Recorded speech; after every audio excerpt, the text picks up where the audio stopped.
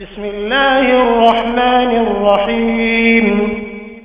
In the name of Allah, the Beneficent, the Merciful. نحمده ونستعينه ونستغفره ونؤمن به ونتوكل عليه ونعوذ بالله من شرور أنفسنا ومن سيئات أعمالنا من يهدي الله فلا مضل له ومن يضلل فلا هادي له ونشهد أن لا إله إلا الله وحده لا شريك له ونشهد أن سيدنا وحبيبنا ومولانا محمدا عبده ورسوله الذي أرسله بالحق بشيرا ونذيرا وداعيا إلى الله بإذنه وسراجا منيرا فقد قال الله تعالى في كلامه المجيد وبرهانه التوحيد جبان سے پڑھیں أعوذ بالله من الشيطان الرجيم بسم الله الرحمن الرحيم فلا وربك لا يؤمنون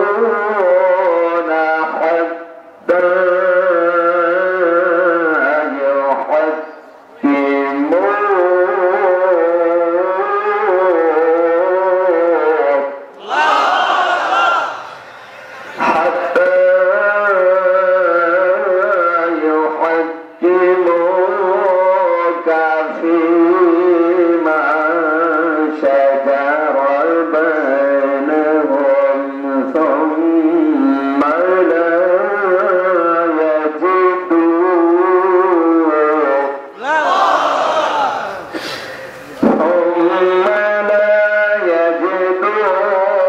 في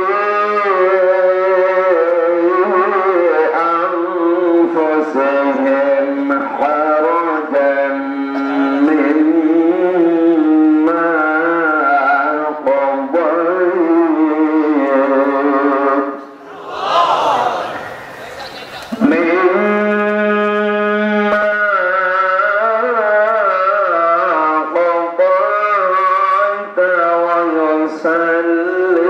ويسلموا تسليما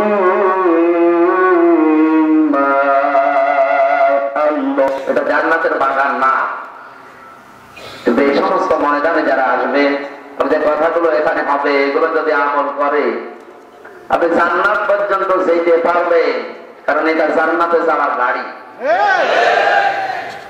কিয়ামতের ময়দানে সাক্ষী খুঁজবেন আমার আল্লাহ। সাক্ষ্য প্রমাণ যার পক্ষে বেশি থাকবে তার হিসাব সহজ হবে, আর যার পক্ষে সাক্ষী নেই তার হিসাব কঠিন হয়ে দাঁড়াবে। এক নম্বরে সাক্ষী দেবে আপনার এই হাত।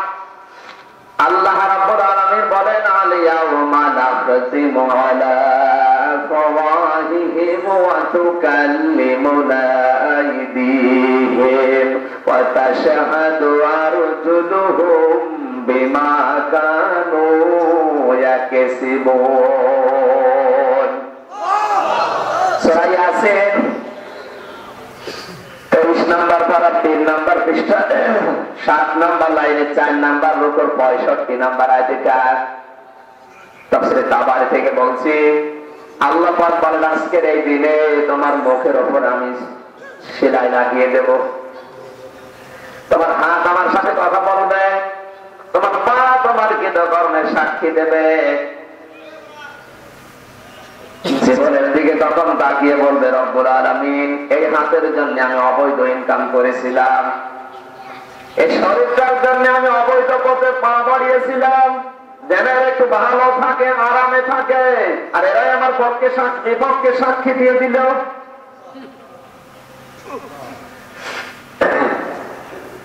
মানুষ যখন এই কথাগুলো মানতে চাইবে না, ডাক দিয়ে বলবে না আমি এটা মানি না, সঙ্গে সঙ্গে আমার আল্লাহ আর একটা সাক্ষী তার সামনে দাঁড় করাবেন, কিরামান কাতিবিনা ইয়ালামুনা মা তাফআলুন। সূরা ইনফিতার 30 নম্বর পারায় 11-12 নম্বর আয়াত। সারা জীবন আমরা শুনেছি কিরামান কাতিবিন, এই দুইজন ফেরেশতার নাম। ফেরেশতার নাম কিরামান ফেরেশতা না, কাতিবিন এও ফেরেশতা না। আমরা মনে করি কিরামান একজন ফেরেশতা, কাতিবিন আর একজন ফেরেশতা না। কিরামান মানে সম্মানিত, কাতিবিন মানে দুইজন লেখক। দুইটা লেখক বসে আছেন, যা করছেন সব লিখে রাখে। এটাও যখন মানতে চাইবে না, ডাক দিয়ে বলবে রব্বুল আলামিন, তোমার ফেরেশতারা আমার আমলনামায় জিনাকারী লিখেছে, আমি তো কোনোদিন জিনা করিনি। মনে হয় ফেরেশতারা ভুল করে ফেলেছে। আরে ভাই আপনি বলছেন ওই লোকটা বলবে, তাফসীর তাবারীর ভেতরে আছে, ওই লোকটা বলবে আল্লাহ তো জিনা করিনি, সারা জীবন নামাজ রোজা হজ যাকাতে ছিলাম, দাড়ি টুপি পাগড়ি জুব্বা আমার সবই ওকে ছিল। তোমার ফেরেশতারা মনে হয় এটা ভুল করে ফেলেছে, তুমি কেটে দাও। আল্লাহ পাক বলেন ফেরেশতারা ভুল করে নাই, তুমিও জিনা করো নাই, তাহলে ভুলটা আল্লাহ নিজে। আল্লাহ রাব্বুল আলামিন বলেন আমারও ভুল না, এটা হয়েছে কেন জানো?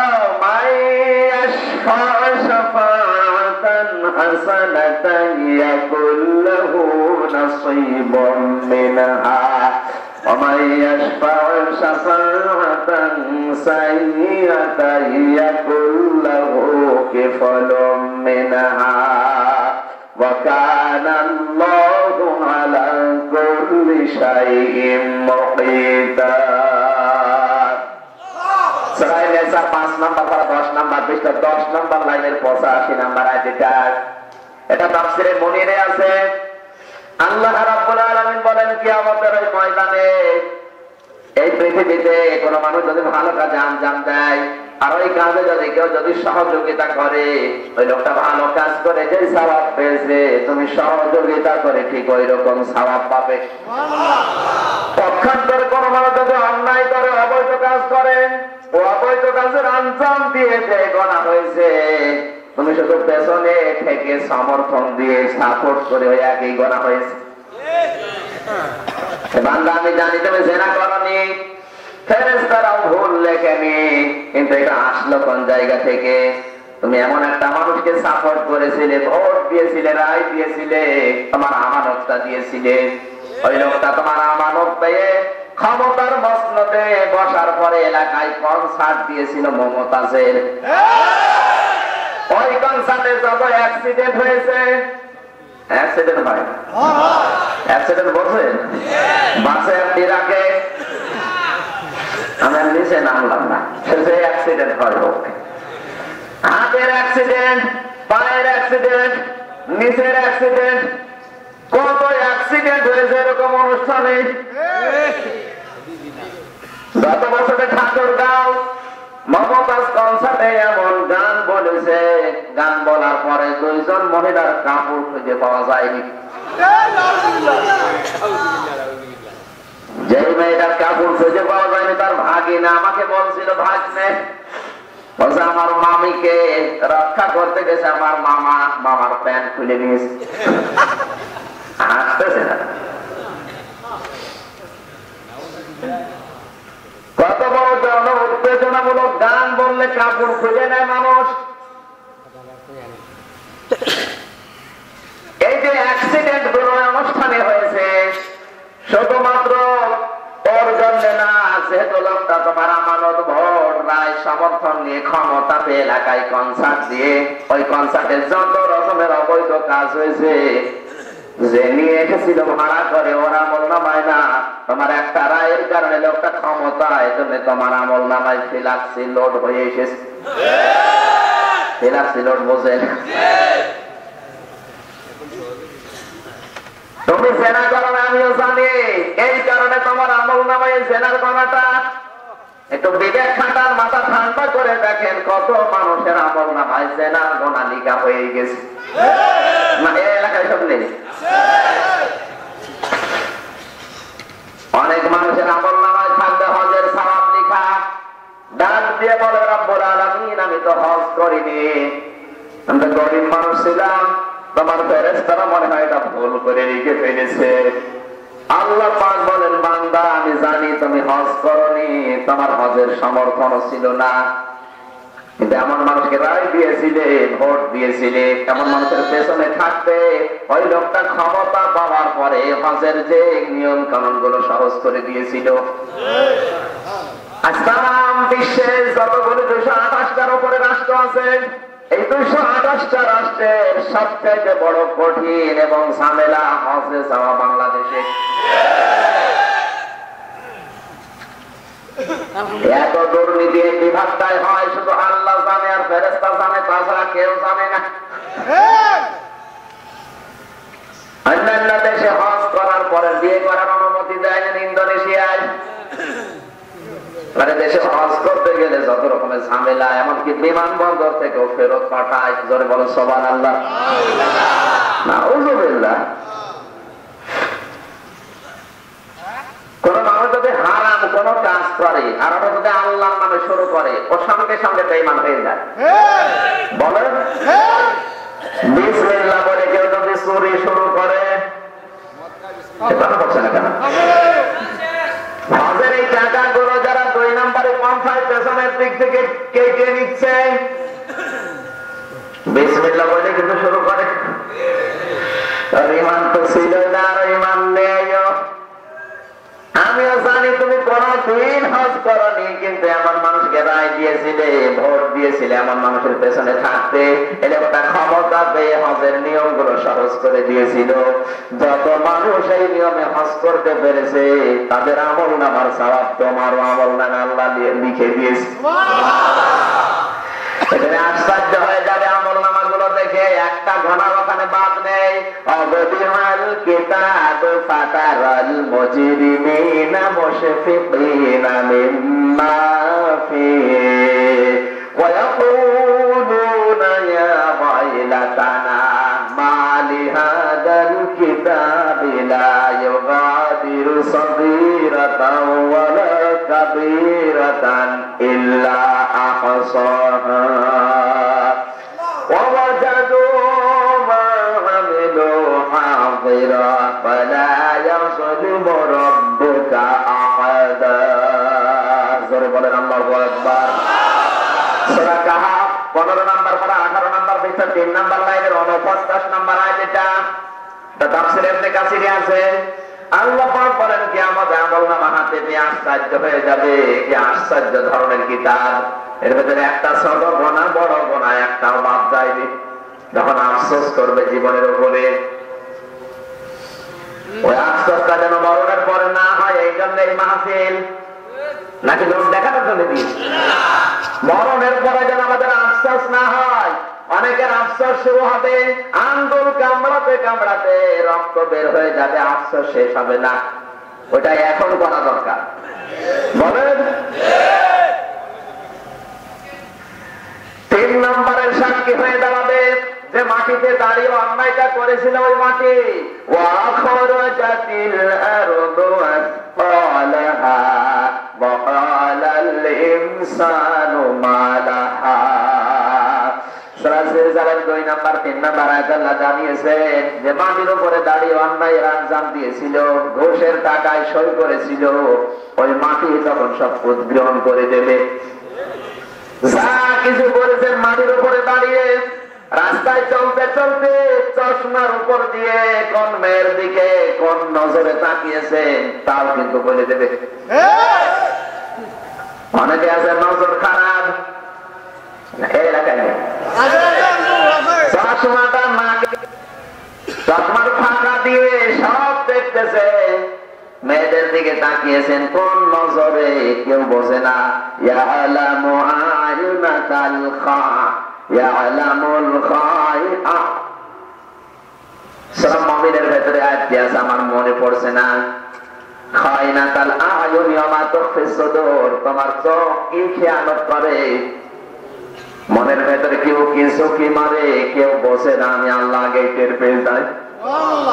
এতটুকু বিশ্বাস মানুষের জন্ম হতে অন্যায় করা তো দূরের কথা, অবৈধ কোন জিনিস হাতেও নেবে না।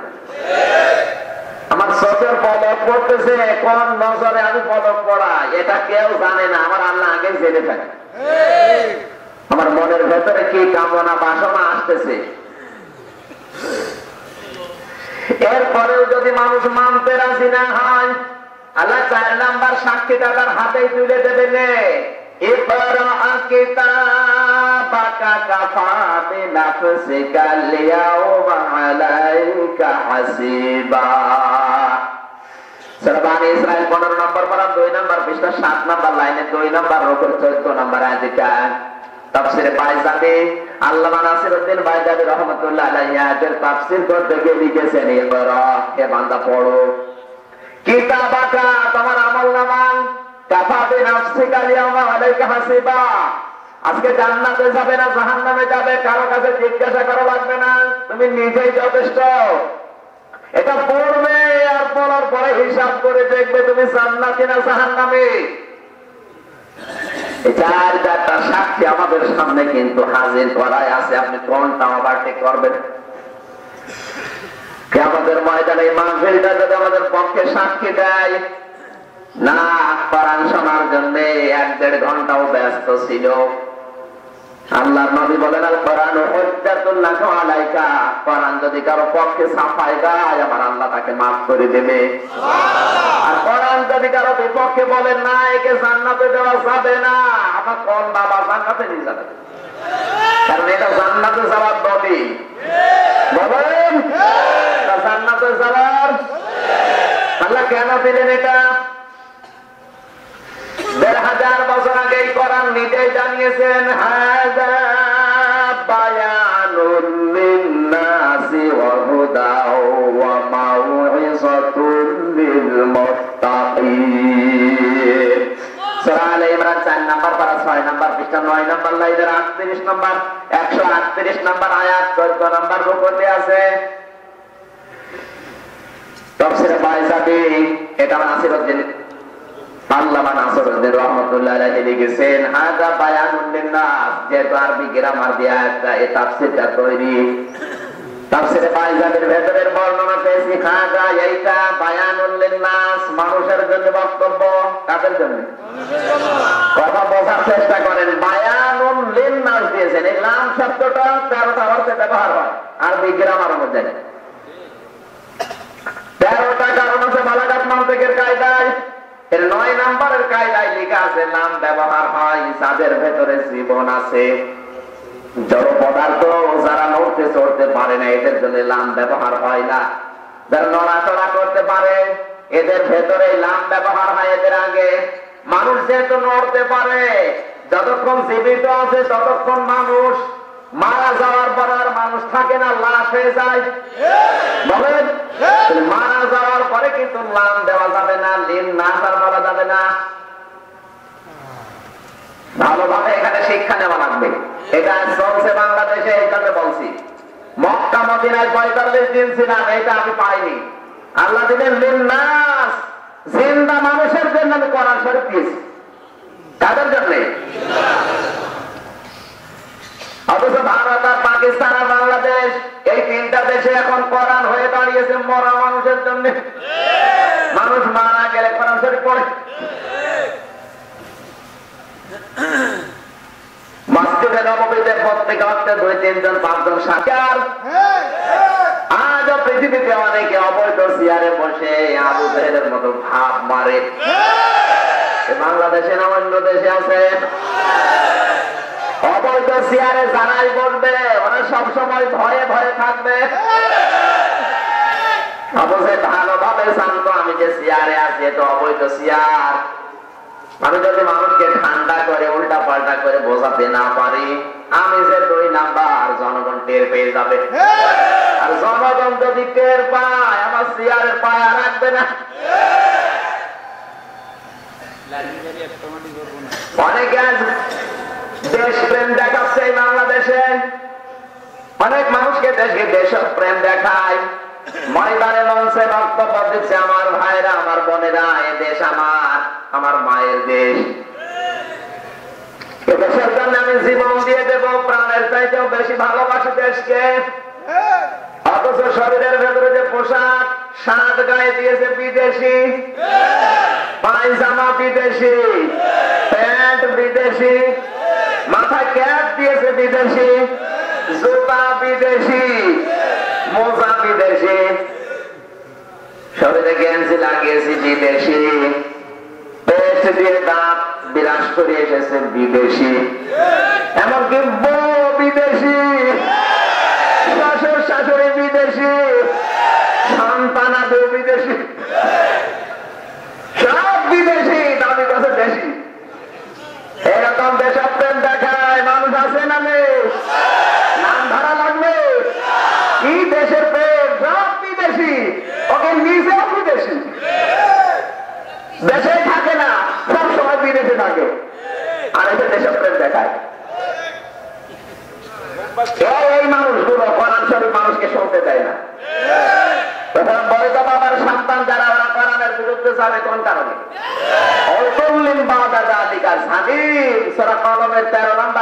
জানিয়েছেন কোরআনের ডাইরেক্ট ইনডাইরেক্ট যারা বিরুদ্ধে উচ্চারণ করে, ভূমিকা রাখে, আমি আল্লাহ বলছি এগুলো অবৈধ সন্তান। জালিম মানে বদ মেজাজি, যার সন্তান, জোরে বলে নাউযুবিল্লাহ। সমান্ত ভাইরা, আমি আর নিচে নামলাম না। বাংলাদেশে এই মাহফিল গুলো বন্ধ হওয়ার পেছনে এটাই প্রমাণ হচ্ছে, দেশে এখনো আবু জাহেলের নাতি পুতিরা আছে। কোরআনের পক্ষে যতক্ষণ থাকবেন, আপনার ভাগ্য পরিবর্তন করতে আল্লাহ সময় নেবে না। কোরআনের বিপক্ষে যাবেন, আপনাকে ভাগ্য হত করতে আল্লাহ সময় নেবে না। বাস্তব প্রমাণ জাইদি, সাংবাদিক জাইদি বুশকে জোতা মেরেছিল। কি কথা বলেন? জোতা মারার কারণে আমি মনে করলাম আমার জেল হয়ে যাবে, হয়তো ফাঁসি দিয়ে দেবে। তামাম বিশ্বের মরলকে জোতা দিয়ে মেরেছে, কিন্তু জেল হয়েছে মাত্র 1 বছর। 1 বছর জেল হলে জেলে থাকা লাগে মাত্র 9 মাস। 9 মাস পরে জেল থেকে বের হয়ে সংবাদ সম্মেলন করে বলে, ভাই আমার সে জুতা কই? 1 বছর জেলে ছিলেন, যে জুতার কারণে আমার জুতা স্যার। জাইদি বলে, ভাই এই জুতার কারণে আমি আজ বিশ্বে পরিচিত। তাম দুনিয়ার শ্রেষ্ঠ বিয়াদব বুশকে আমি জুতা দিয়ে পিটিয়েছি, এজন্য জুতা আমার দরকার। সাংবাদিকেরা বলে, আপনি জেলখানায় যাওয়ার পরে জুতা আমরা নিলামে তুলেছিলাম, এত সলা দামে বিক্রি হয়েছে, আপনার 14 বংশ বসে খাবে, জুতার টাকা পড়াবে না। কেন বললাম বলেন তো? ইসলামের পক্ষে, কোরআনের পক্ষে, মুসলমানের পক্ষে যদি কেউ থাকে, তার ভাগ্য পরিবর্তন করতে আমার আল্লাহ বেশি সময় নেয় না। পক্ষান্তরে বসকে আল্লাহ কুকুরের মতো পিটিয়ে দুনিয়া থেকে, ক্ষমতার মসনদ থেকে নামিয়েছে। আজকের পেপার দ্বারা দেখেছেন, বুশের বাবা সেইটা ওর ক্যান্সার হয়েছে, যার কোনো অ্যান্সার নেই।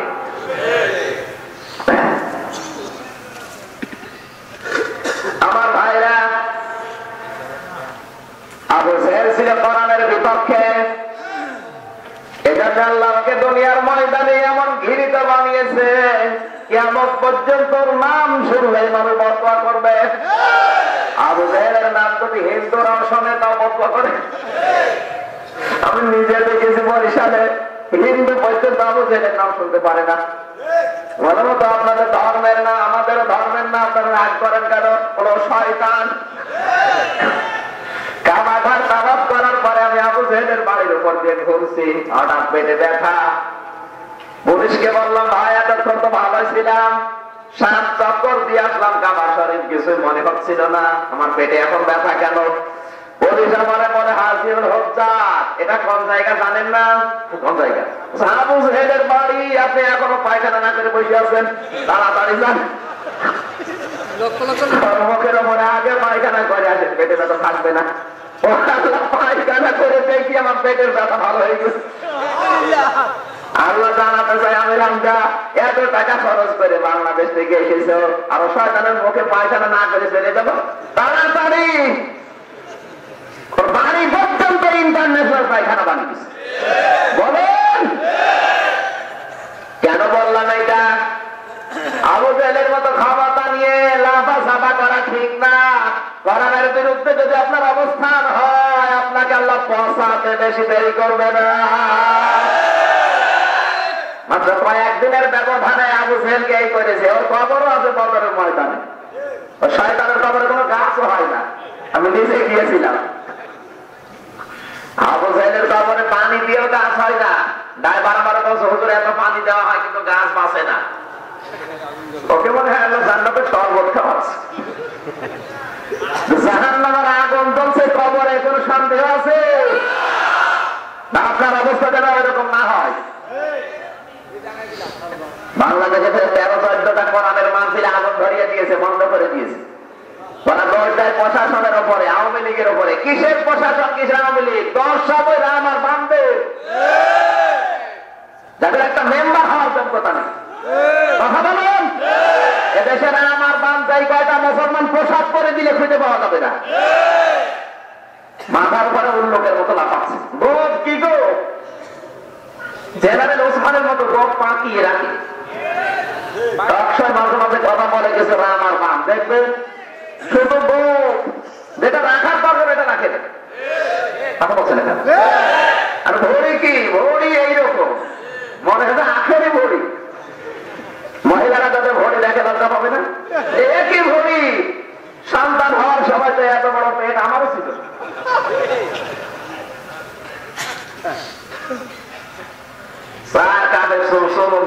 ইসলামের বিপক্ষে 180 মাইল থেকে চালাচ্ছে।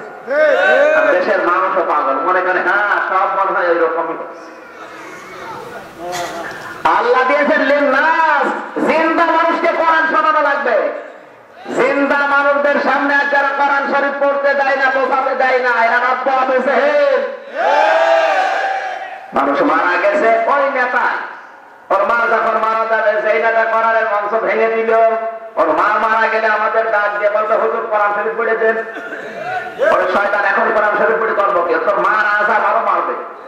তোর মতো কোরআনকার জন্ম দিয়ে তো ভুল করেছে। কথা বলুন, কেন কোরআন শরীফ পড়া লাগবে জিন্দা মানুষদের সামনে? আমার আল্লাহ বলেন হুদান ওয়া মাউইযাতুন, দুইটা জিনিসের ভেতরে দিয়েছি। 1 নম্বরে পথ নির্দেশিকা, 2 নম্বরের ভেতরে উপদেশ আছে। কাদের জন্য? লিল মুত্তাকিন, যারা ভদ্রলোক। কি লোক? আল্লাহর ভাষায় বাংলাদেশে ভদ্রলোক তারা, যারা কোরআনের উপদেশ মেনে নেয়, কোরআনের হেদায়েত যারা গ্রহণ করে। সুবহানাল্লাহ বলতে পারেন না? এই আয়াত অনুযায়ী বাংলাদেশে যারা কোরআনের হেদায়েত মানতে চায় না, কোরআনের উপদেশ যাদের পছন্দ হয় না, এরা সবচাইতে বড় অভদ্র। কোন অভদ্রকে আল্লাহ জান্নাতে দেবে না। জান্নাত আল্লাহ বানিয়েছেন ভদ্র মানুষের জন্য। কথা বলছেন না? ভদ্র ছাড়া কোন অভদ্র জান্নাত পাবে? যদি পায় তাহলে শয়তানকেও জান্নাতে দেওয়া লাগবে, কারণ শয়তান ছিল সবচাইতে বড় অভদ্র।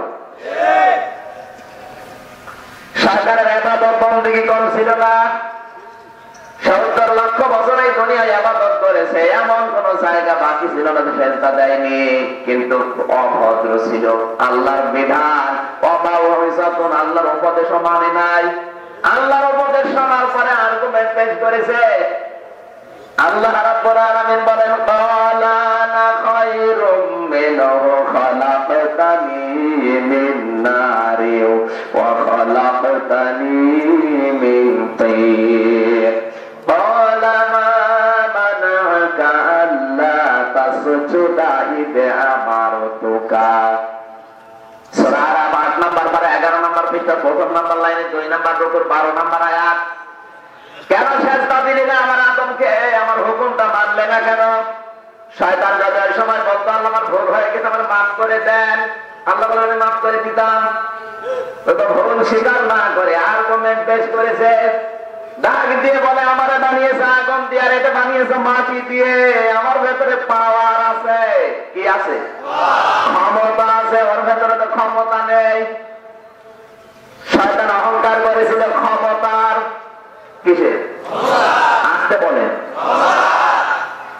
ক্ষমতার অহংকার যারা করে ওর ভেতরে শয়তানি কাজ করছে।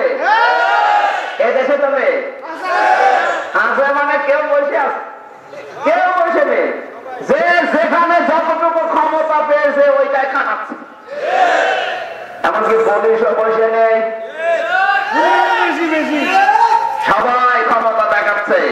ক্ষমতার অহংকার যারা করবে এরা নির্ভেজাল টাটকা শয়তান। সঙ্গে সঙ্গে আমার আল্লাহ রাগান্বিত হয়ে ডাক দিলেন,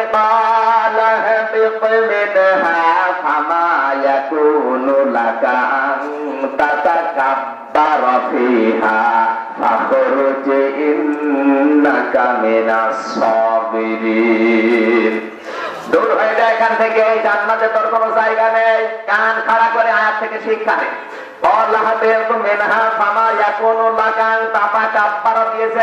এটা বছরের আলোচনা, বর্তমান ভবিষ্যৎ, প্রেজেন্ট ফিউচার। কেন আল্লাহ পাতা কাব্বারা দিলেন? শুধু শয়তান না, কিয়ামত পর্যন্ত এরকম আচরণ যারাই করবে। কি সেটা? যারা অহংকার করবে, নিজের আমিত্ব প্রকাশ করতে চাইবে। জান্নাতের ঘর কিন্তু আল্লাহ সবার জন্য বানায় না। তিলকাদ দারুল আখিরাতু নাজআলুহা লিল্লাযীনা লা ইউরিদুনা উলুওয়ান ফিল আরদি ওয়ালা ফাসাদা ওয়ালা আকিবাতু লিল মুত্তাকিন। সূরা কাসাস 20 নম্বর পারা 14 নম্বর পৃষ্ঠা 83 নম্বর আয়াতে আল্লাহ বলেন আখিরাতের ঘর, তার মানে জান্নাত আমি বানিয়েছি শুধু তাদের জন্য, লা ইউরিদুনা উলুওয়ান ফিল আরদ, যারা দুনিয়ায় নিজের আমিত্ব প্রকাশ করতে চায় না। সভাপতি সম্পর্কে আসার পরে যতগুলো কথা আমি শুনেছি এলাকায় মানুষের মুখে, অনেক মানুষ আমার সাথে দেখা করতে গিয়ে ওনার সম্পর্কে যতগুলো কথা আমার কাছে বলেছে, আমার মনটা খুশি হয়ে গেছে। ওই সময় আল্লাহর কাছে দোয়া করেছে, আল্লাহ তুমি মরণ পর্যন্ত তাকে ওই চরিত্রের উপরে রাখো। আরো আসতে বলে যতগুলো মানুষে দেখা করতে গেছে সবাই ওনার নামে নম্র, ভদ্র, উগ্র না। আমার আল্লাহ এটাই চাই। সবকিছু থাকার পরও যারা আমিত্ব প্রকাশ করে না, শিল্পপতি মানুষ এলাকায় এসে লোকের সাথে চা খায়, আপনি কি চা মনে করেন? বাংলাদেশের 61-62টা জেলা আমার ঘোরা শেষ। কত মানুষের সাথে মিশেছি, কিন্তু অধিকাংশ মানুষ উগ্র। কুমিল্লায় তো নেই। ভাই সম্পর্কে যতগুলো কথা শুনেছি আমার আল্লাহ যেন ওই কথাগুলো কবুল করে নেয়, জোরে বলেন আমিন। আখিরাতের ঘর আমার আল্লাহ নিজের হাত দিয়ে বানাবেন তাদের জন্য যারা নিজের বড়ত্ব প্রকাশ করতে চায় না। অনুপম ছিলাম কি হনুমান হয়ে যাচ্ছে। নিজের শরীরের ভেতরে সব না পাক, পেটের ভেতরে না পাক, বগলে না পাক, শরীরে না পাক, সবটা বন্ধ হয়ে গেলে ঘরেও রাখতে দেবে না, টান দিয়ে বের করে দেবে। বলেন কোনো মূল মর্যাদা আছে? সুলাইমান আলাইহিস সালাম, দাউদ আলাইহিস সালাম প্রশ্ন করেছিলেন, বাবা এই পৃথিবীতে সব চাইতে বেদামি জিনিস কোনটা জানো? অন্যান্য সন্তানরা বলেছে, আব্বা পায়খানা, মাটি, পচা জিনিস।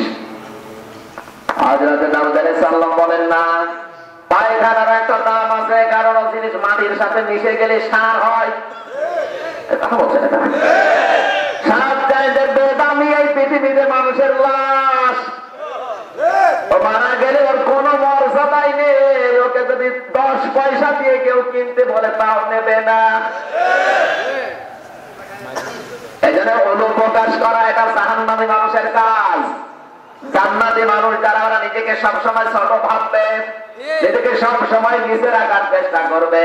আর দুনিয়ায় যারা অশান্তি তৈরি করে বেড়াতে চায় না, নিজে হয়তো শান্ত, কিছু মানুষ সেট করে রেখে দিয়েছে কিছু মানুষকে বিপদে ফেলানোর জন্য। বাংলাদেশে অনেক মানুষ আছে, চেহারা থেকে বোঝা যায় না, মনে হয় যে রান্নার থেকে পালিয়ে এসেছে, কিন্তু ইশারা দিয়ে রেখেছে এলাকায়। কত মানুষের ইশারায় তার জীবন হারায়, সম্পদ হারায়, ছেলে মেয়ে ছেলে যায়, নিজে কিন্তু কিছু করে না, সব ওই টাকা কামাই করা মেশিন রেখে দিয়েছে। তোর ঘরে ওর মেশিন সেট করা আছে, বাজারে মেশিন সেট করা আছে, ইজারাদারে মেশিন সেট করা আছে, নদীর ঘাটে মেশিন সেট করা আছে। ও শুধু বসে বসে কামাই করে যাচ্ছে, সব কিছু নেই। নিজের চেহারা দেখলে বোঝাও যায় না লোকটা এরকম। মেশিন সেট করা ওরা সব এলাকার মানুষের বিপদ ঘটায়।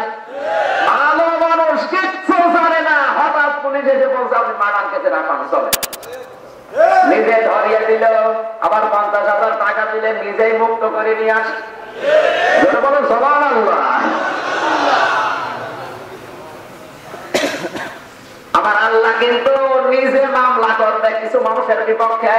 তার 1 নম্বরে আল্লাহ যদি কারো বিরুদ্ধে মামলা করে, অভিযোগ দেয়, ও বাঁচবে? আর আল্লাহ যাদের বিরুদ্ধে মামলা করবে তার 1 নম্বরে তারা বলবো, এই মন খারাপ হয়ে যাবে না তো ভাই, কারোর সাথে মিললে আমার কিছু করার নেই, আপনি মিলানে পান। 1,500 বছর আগে সূরা সূরা 25 নম্বর পারা 6 নম্বর পৃষ্ঠা 13 নম্বর লাইনের 42 নম্বর আয়াতের প্রথম অংশে আল্লাহ জানিয়েছেন, ইন্নামাস সাবিলু আলাল্লাযীনা ইয়াযলিমুনান নাস ওয়া ইয়াবগুনা ফিল আরদি বিগাইরিল হক।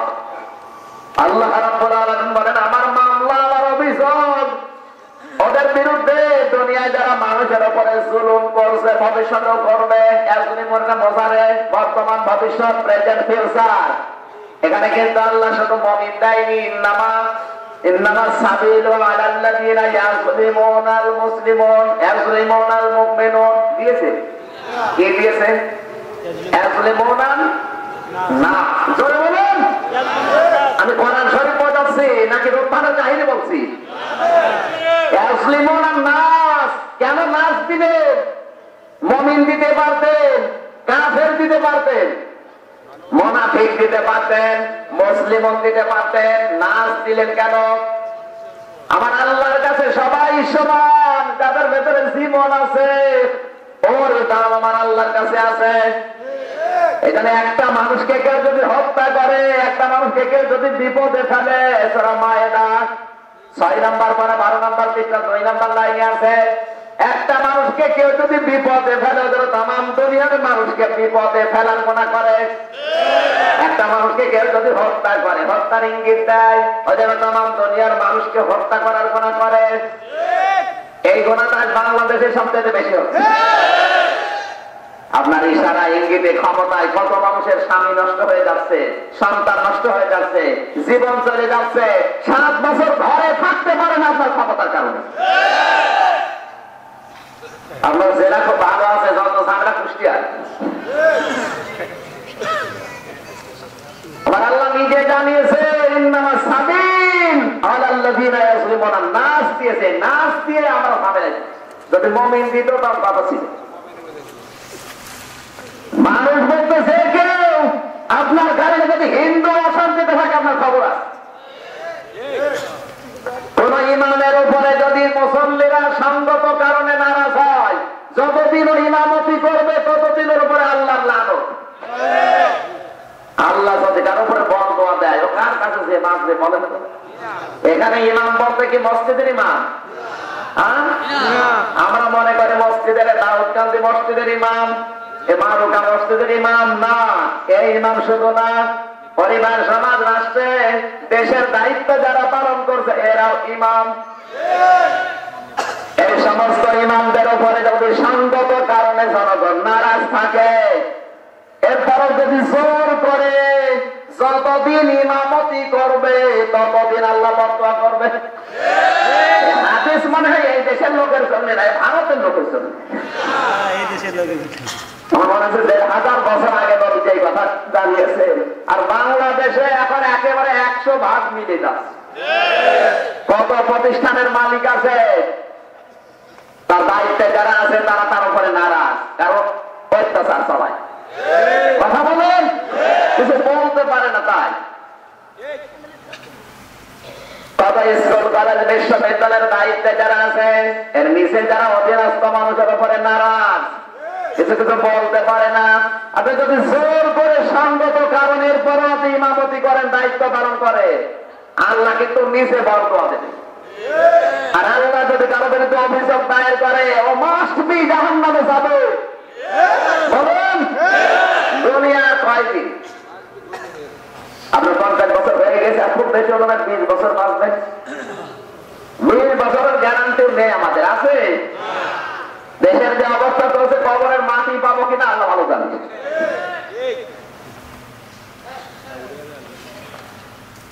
আখিরাতের ঘর এই জন্য আমার আল্লাহ বানাবেন শুধু তাদের জন্য যারা অনুপ্রকাশ করে না, আর যারা দুনিয়ায় ফ্যাসাদ সৃষ্টি করে বেড়ায় না। এখানে একটা শিক্ষা দেওয়ার জন্য আয়াতটা টেনেছিলাম। শয়তানকে আল্লাহ ডাক দিয়ে বলেন, দূর হয়ে যা, কারণ তুই অহংকারী শুধু তুই না, কিয়ামত পর্যন্ত তোর মতো অহংকার যারা করবে তাতা কাফারা দিলাম। যারা ঘৃণা মারবো যে ওদের কাছে ভালো লাগবে। এই কোরআন শুনে যদি বসতে ভালো না লাগে আমি মনোযোগ করে দিচ্ছি। কেন তাতা কাফারা দিয়েছেন? কাফারা দিলে শুধু শয়তান হতো, তাতা কাফারা দিয়ে আমরাও ঝামেলায় আছি। ক্ষমতার অহংকার যারা করেছে শয়তানের মতো, আল্লাহ বলেন যা বের হয়ে যা। কোথা থেকে? এই জান্নাত থেকে। তোকে আমি আল্লাহ দুইটা জিনিস থেকে বঞ্চিত করলাম। 1 নম্বরে, কোনদিন আমি আল্লাহ তাকে ক্ষমা করব না। 2 নম্বরে, কোনদিন আমার এই জান্নাতে তোকে আর দেব না। কুমিল্লাবাসী মাথা ঠান্ডা করে নিলাম, শয়তান কিন্তু 2টা জিনিস থেকে চির বঞ্চিত। কয়টা? আরো জোরে।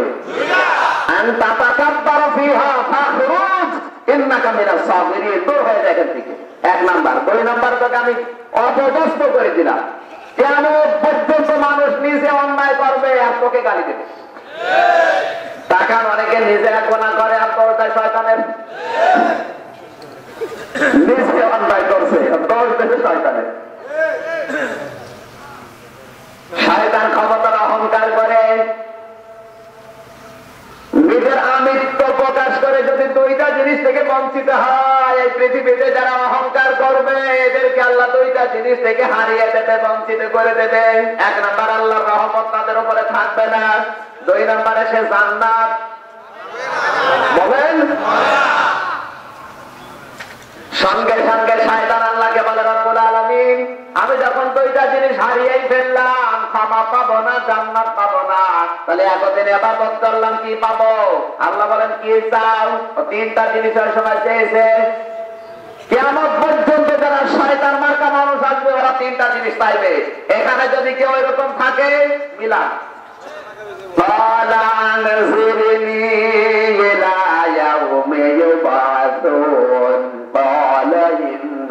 মিনাল মুনসারিন ক্বালা ফাবিমা আghওয়াইতানি লাআকুদান্না লাহুম ইলা সিরাতাকাল মুস্তাকিম। যদি বলেন আল্লাহু আকবার।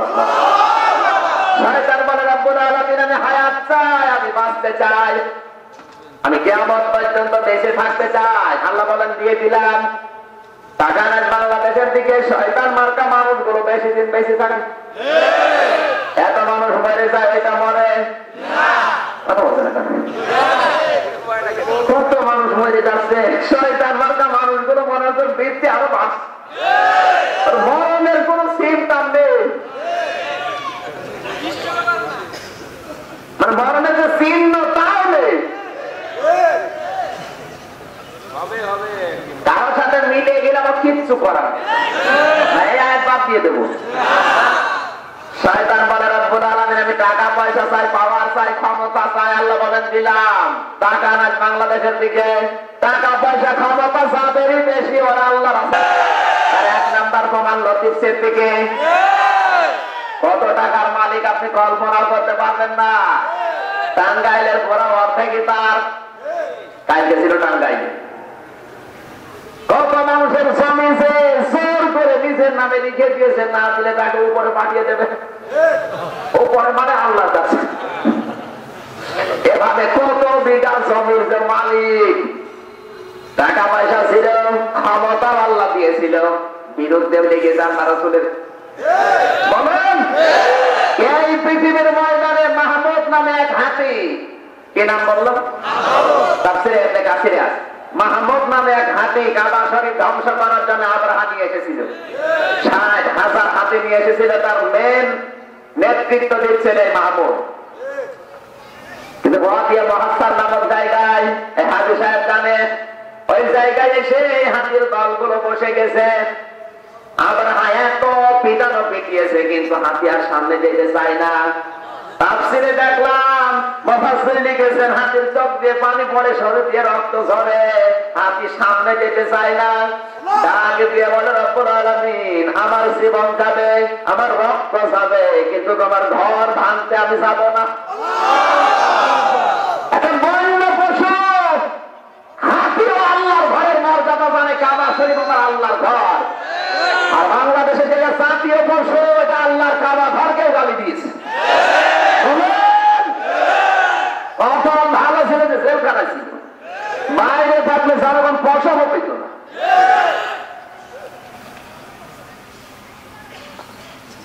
টাকা পয়সা ক্ষমতা দেখেছিল, আল্লাহ রাসূলের বিরুদ্ধে, রাসূলকে গালি দিয়েছে, খাদিজাকে গালি দিয়েছে, যাকে মানে আল্লাহ নিজে সালাম দিয়েছে দুনিয়ায়। এই পৃথিবীতে একটা মহিলাকে আল্লাহ নিজে সালাম দিয়েছে, তার নাম খাদিজাতুল কুবরা। কি মনে হচ্ছে আপনার কাছে, যাকে তাকে আল্লাহ সালাম দেয়? কত বড় মর্যাদা ছিল তার, চিন্তা করেন। আল্লাহ নিজে সালাম পাঠিয়েছে, তাকে যদি গালি দেয়, এই গালিটা সরাসরি আল্লাহর শরীরে পড়ে। বলেন 3 নাম্বার, আমি শয়তানি করবো সারা জীবন, কিন্তু মানুষ টের পাবে না, আর টের পেলেও কিছু বলতে পারবে না, কারণ চিহ্ন রাখবো না। এখানে বাংলাদেশের দিকে তাকান, বগুড়ার শহীদ মিনার ভাঙ্গার পরে আমরা কিন্তু টের পাইনি কাজটা করলো কে। পরবর্তীতে ঠিকই ধরা পড়েছে, কাজটা করেছে কে। ধরা পড়ার পরে কিছু হয়নি, কারণ বসে পাগল আর মাথা খারাপ। চট্টগ্রামের রামতে হিন্দুদের বাড়ি ঘরে আগুন লাগিয়েছে কারা? যশোররা ভয়নগরে হিন্দুদের বাড়ি ঘরে আগুন লাগিয়েছে কারা? বিশ্বাসীকে দুনিয়া থেকে উপরে পাঠিয়েছে কারা? কেউ জানে না, পরবর্তীতে ঠিকই প্রমাণ হয়। কথা বলছেন এটা। আল্লাহ রাব্বুল আলামিন বলেন, ক্বালা ফাবিমা আগাওয়াইতানি লা'উদান্না লাহুম ইলা সিরাতাকাল মুস্তাকিম। কিচ্ছু হবে না, কারণ ওদের ক্ষমতা আছে, টাকা পয়সা আছে, দুইটা দিয়ে চাপা দিয়ে দেবে। কথা বলছেন এখানে। শয়তানের যে কাজ কারবার 3টা, ও ভালো ভালো রাস্তার মোড়ে মোড়ে থাকবে। শয়তান কোন খারাপ রাস্তায় যায় না, থাকেও না। এখানে শয়তান দেখবেন সিনেমা হলের সামনেও যায় না। সিনেমার যে সমস্ত পোস্টার আছে বিভিন্ন মোড়ে মোড়ে, গৌরীপুরে মারা, আমার মনে হয় শয়তান পর্যন্ত তাকালে কত লজ্জা পাবে। কথা বলুন। সভাপতি সাহেব যদি ছোট্ট মেয়েকে নিয়ে গৌরীপুর বাজারে যায়, আর মেয়ে যদি বলে আপা এটা কি, মরে যাওয়া ছাড়া উপায় আছে? কি টাঙিয়ে রেখেছে? শয়তান ওখানে থাকে না, ও জানে যে এখানে যারা আসবে আমার ভাইরা ভাই। শয়তান যাবে কোথায়? মারুকা তাফসীর মাহফিল আছে, মানুষ কোরআন শুনে পরিবর্তন হয়ে যেতে পারে। এজন্য নয়ার বাজারের মুখেই কিন্তু শয়তান বসে বসে চা খাচ্ছে। মানুষ আসতে চায়, বলে চাইও না, আমি ধাপটা এসে তো রাজনীতি করবে। এটা কি রাজনীতি? কোরআন শরীফ আল্লাহ কাদেরকে দিয়েছেন সেই কথা বললাম, সে চিন্তা মানুষদেরকে। La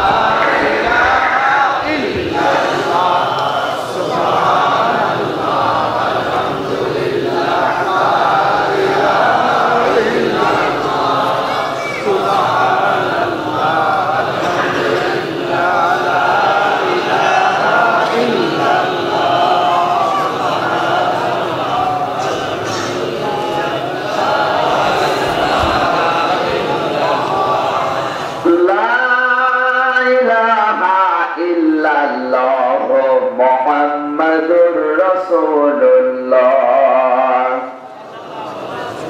এই বুজুর্গ কাকে বলে? চট্টগ্রাম বিভাগে তো বুজুর্গের অভাব নেই। কথা বলছে না কেন? সারা বাংলাদেশের সবচাইতে বেশি বুজুর্গ চট্টগ্রামে। এই চট্টগ্রাম বিভাগে বুজুর্গ কারা? কথা বলবে কি? বলেন না কারো? কোরআন শরীফ বলবে আসলে চট্টগ্রামে বুজুর্গ আছে না বেশির্গ আছে? এবার মিলাবে নাকি বাদ দিয়ে দেবো?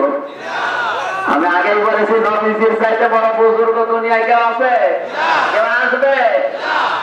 নবীজি কি বুজুর্গ ছিলেন? এই যে সাক্ষী বসে আছে। নিজে গিয়েছিলেন হুদায়বিয়ার ময়দানে। নবীজির বুজুর্গের কারণ কি এবার তাকান। 1400 সাহাবী নিয়ে নবীজি এসেছেন। হুদায়বিয়া নামক জায়গায় এসে আল্লাহর নবী বাধাপ্রাপ্ত হলেন। কাফেররা বলে না মক্কায় ঢুকতে দেব না।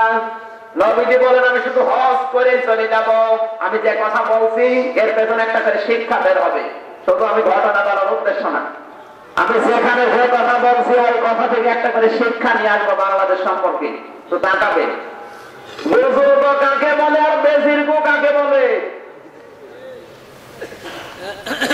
1400 সাহাবী নিয়ে নবীজি এসেছেন হজের পোশাক পরে। ওরা বলেন না ঢুকতে দেব না, হজ করতে দেব না। আল্লাহর নবী হযরত ওসমানকে পাঠিয়ে দিলেন, যাও। হযরত ওসমান এসেছে। ওসমানকে ওরা আটকিয়ে ঘোষণা দিয়েছে ওসমানকে হত্যা করা হয়েছে।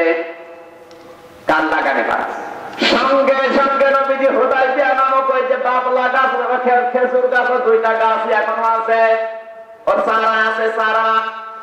নবীজি ওই গাছের নিচে নিজের হাতটা ফেলে দিলেন।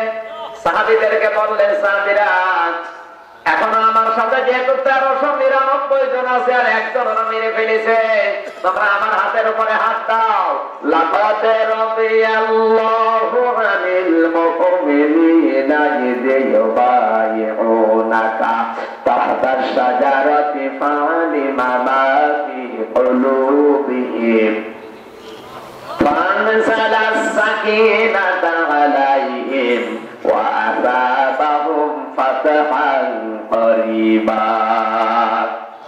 সূরা ফাতিহা 26 নম্বর পারা 12 নম্বর পৃষ্ঠা 7 নম্বর লাইনে 3 নম্বর উপর 18 নম্বর আয়াতে কান লাগা।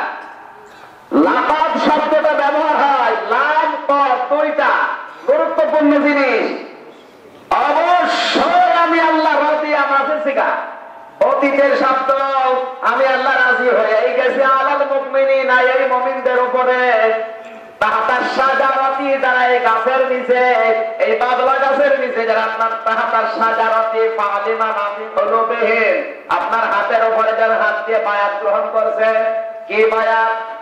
আল্লাহর নবী বললেন সাহাবীরা ওরা ওসমানকে হত্যা করেছে বিনা অপরাধে, বিনা কারণে একটা মানুষ ওরা মেরে ফেলেছে।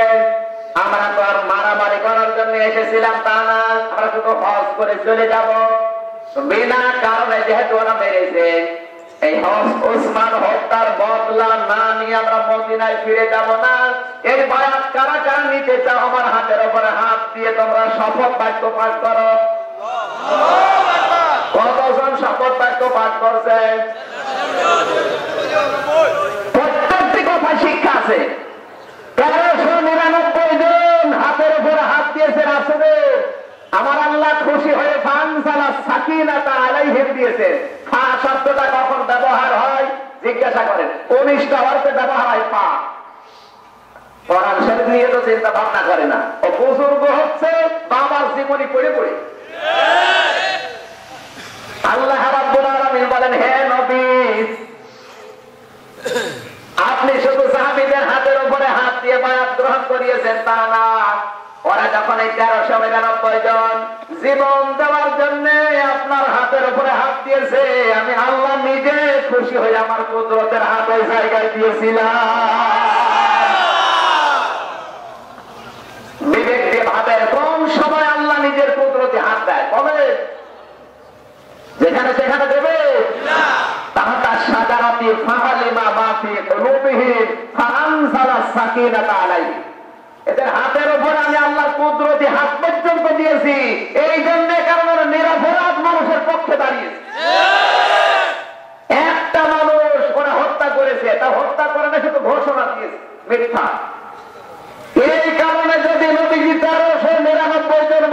শপথ বাক্য পাঠ করাতে পারেন জীবন দেওয়ার জন্য, ওসমান হত্যার প্রতিশোধ না নিয়ে বাড়ি যাব না, এই জন্য আল্লাহ খুশি হয়ে হাত দিলেন। আজ পৃথিবীতে কত নিরপরাধ মানুষ মারা যাচ্ছে, রোহিঙ্গা থেকে শুরু করে আফগানিস্তান থেকে, সুতরাং বাংলাদেশের ময়দানেও কত মানুষকে নিরপরাধ ভাবে হত্যা করে বিদায় করে দেওয়া হচ্ছে। আপনি একটা প্রতিবাদ করতে পারেন না, এটা কোনো ভূমিকা নেই আপনার। আপনি কি বুজুর্গ না বেশির্গ? এর নাম ছিল বুজুর্গ। অন্যায়ের বিরুদ্ধে নবীজি কিন্তু জানতেন, যে নবীকে পাথর মেরেছিল তাইফে, কিচ্ছু বলেন নাই, সেই নবীর প্রতিশোধ। কোন একটা কৌশল জানে না, কোন একটা হেকমত জানে না, কোন একটা কর্মসূচি নিতে পারে না, অশুধু আপনি একটা কথা খণ্ডন করেন তো, করেন একটা কথা ভুল প্রমাণ করেন যেটা ভুল হচ্ছে। নবীজি বুজুর্গ দাবি করে যদি 1399 জন মানুষকে নিরপরাধ মানুষের পক্ষে সমর্থন নেওয়ার জন্য, জীবন দেওয়ার জন্য প্রস্তুত ওরা। আর যদি বাংলাদেশে আমরা হোটাই জানি শিক্ষা নিতে পারতাম, একটা মানুষ আগে দেশে গুম হইতো না। এই হোটাই দেওয়ার শিক্ষা যদি নিতে না পারেন, কিছুদিন পরে দেখবেন আপনি নিজেই গুম হয়ে গেছে, এরও পাবেন না। আল্লাহ নবীর বুজুর্গের কারণ লক্ষ্য করুন, আরো ওরা ভয়ের সাথে হযরত ওসমানকে ছেড়ে দিয়েছে। আজ যদি বাংলাদেশে আমরা এইরকম সোচ্চার হতে পারতাম, অনেক আলেম এই দেশ থেকে মুক্তি পেয়ে যেত।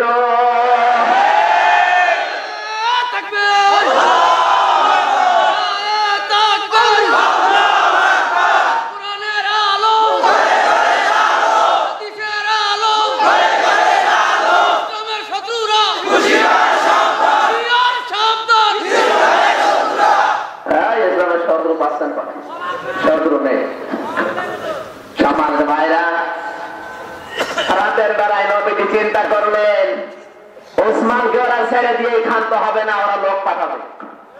বিশ্বনবী আমার সাহাবীদেরকে বললেন, তোমরা মানুষ আছো 1400, পায়খানা বানাবে মাত্র 14টা, আর চুলা বানাবে রান্না করার জন্য 14,000। যেহেতু মরুভূমির ভেতরে বালু পা ঘোরালে চুলা হয়ে যায়। রাতের বেলা ওরা এসেছে, দুইজন এসে তাকিয়ে দেখে চুলা, শুধু চুলা। চিন্তা করছে, চুলা আগে গণনা করে শেষ করি, তাহলে মানুষ গণনা করা যাবে যে এক একটা চুলায় রান্না হবে 8-10 জন করে। চুলা গণছে 2000 করার পরে চিন্তা করছে দরকার নেই, বাড়ি চলে গেছে। ডাক দেওয়ার আবু সুফিয়ান, মানুষ কত তাঁবুর ভেতরে বলতে পারবো না, চুলা গুলি শেষ করতে পারিনি। আবু সুফিয়ান বলে, বেটা তোরে পাঠালাম কোন কাজ আর কোন দিকে? ভোরবেলা দুইজনকে পাঠিয়েছে, যা তোরা যা। নবীজি জানিয়েছিলেন তোমরা পায়খানা বানাবে কম, 1400 মানুষ পায়খানা বানিয়েছে 14টা। এক একটা পায়খানার সামনে লাইন দিয়েছে 80-90-100 জন করে। ওরা এসে 2টা লাইন গণনা করার পরে চিন্তা করছে, এক একটা পায়খানার সামনে যদি এই লাইন হয়, মানুষ আছে কত, হবে না, শেষ করে দরকার নেই, চলো। আল্লাহ নবী বলেন, যুদ্ধ একটা কৌশল। পৃথিবীতে টিকে থাকার জন্য আমাদের কৌশল লাগবে, বিভিন্ন জায়গায় আমাদেরকে যাওয়া লাগবে। কোন জায়গায় আমরা যেতে পারি না, কি দিয়ে আপনি ইসলাম পালন করবেন? আজ কলেজে বিশ্ববিদ্যালয়ে কোন একটা স্যার আমাদের নেই, সব এখন আমার বামদের ছেলেমেয়েরা। আমরা যদি আজ কলেজের বিশ্ববিদ্যালয়ের টিচার হতে পারতাম, ওই জায়গা থেকে আবু বকর ওমর বের করতে পারতাম। বিশ্ববিদ্যালয়ের স্যার যদি হয় ডাক্তার হুমায়ুন আহমেদের মতো, ডাক্তার আলী আকবরের মতো, ডাক্তার আহমদ শরীফের মতো, তাহলে ওর কাছ থেকে যারা শিক্ষা পাবে নাস্তিক হয়ে বের হবে।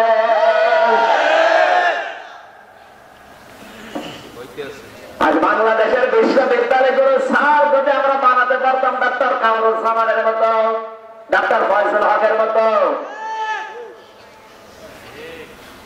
আল্লাহ রাব্বুল আলামিনের গোলামগুলো যদি আজ বড় বড় জায়গায় দায়িত্ব পালন করতে পারত, ওখান থেকে বের করে দিত আবু বকর, ওমর, উসমান। দুঃখজনক হলেও সত্য, অনেক বিশ্ববিদ্যালয়ে শিক্ষকের ঘর থেকে মেয়েদের কান্নার আওয়াজ আসে। নাউযুবিল্লাহ মিন যালিক। দোষ তো ওদের না, দোষ আমাদের, কারণ আমরা ওই সমস্ত জায়গায় যেতে পারি না। আজ যদি আহমদ ভাইয়ের মতো ডক্টর আমরা উপহার দিতে পারতাম, প্রত্যেকটি জায়গায় যদি এরকম চরিত্রবান মানুষগুলো দায়িত্ব পালন করতো, ওই জায়গা থেকে দুর্নীতি কম হতো। সব জায়গায় জোড়া, আর আমরা শুধু পাঁচটি হাতে নিয়ে বিভিন্ন ময়দানে বসে বসে, দরবারে, গাছতলায়, আস্তানায় বসে এর নাম বুজুর্গ। তোমার একটা কৌশল নেই, কোন বিচক্ষণতা নেই, দূরদর্শিতা নেই, দুনিয়ায় টিকে থাকার জন্য কিছুই হাতে নেই। কি নিয়ে দুনিয়ায় টিকে থাকবে তুমি? ওদের ছেলেমেয়েরা ডাক্তার, ইঞ্জিনিয়ার, বৈজ্ঞানিক, আর আমরা শুধু হুজুর বানাচ্ছি ছেলে মেয়ে। কে বলেছে আমরা ছেলে হুজুর বানাতে হবে? অবশ্যই ছেলেকে হুজুর বানাবেন, কোরআন হাদিস শিক্ষা দেবেন প্রথমে, এরপর আপনি ছেলেকে ডাক্তার বানান, ইঞ্জিনিয়ার বানান, বৈজ্ঞানিক বানান, পাইলট বানান।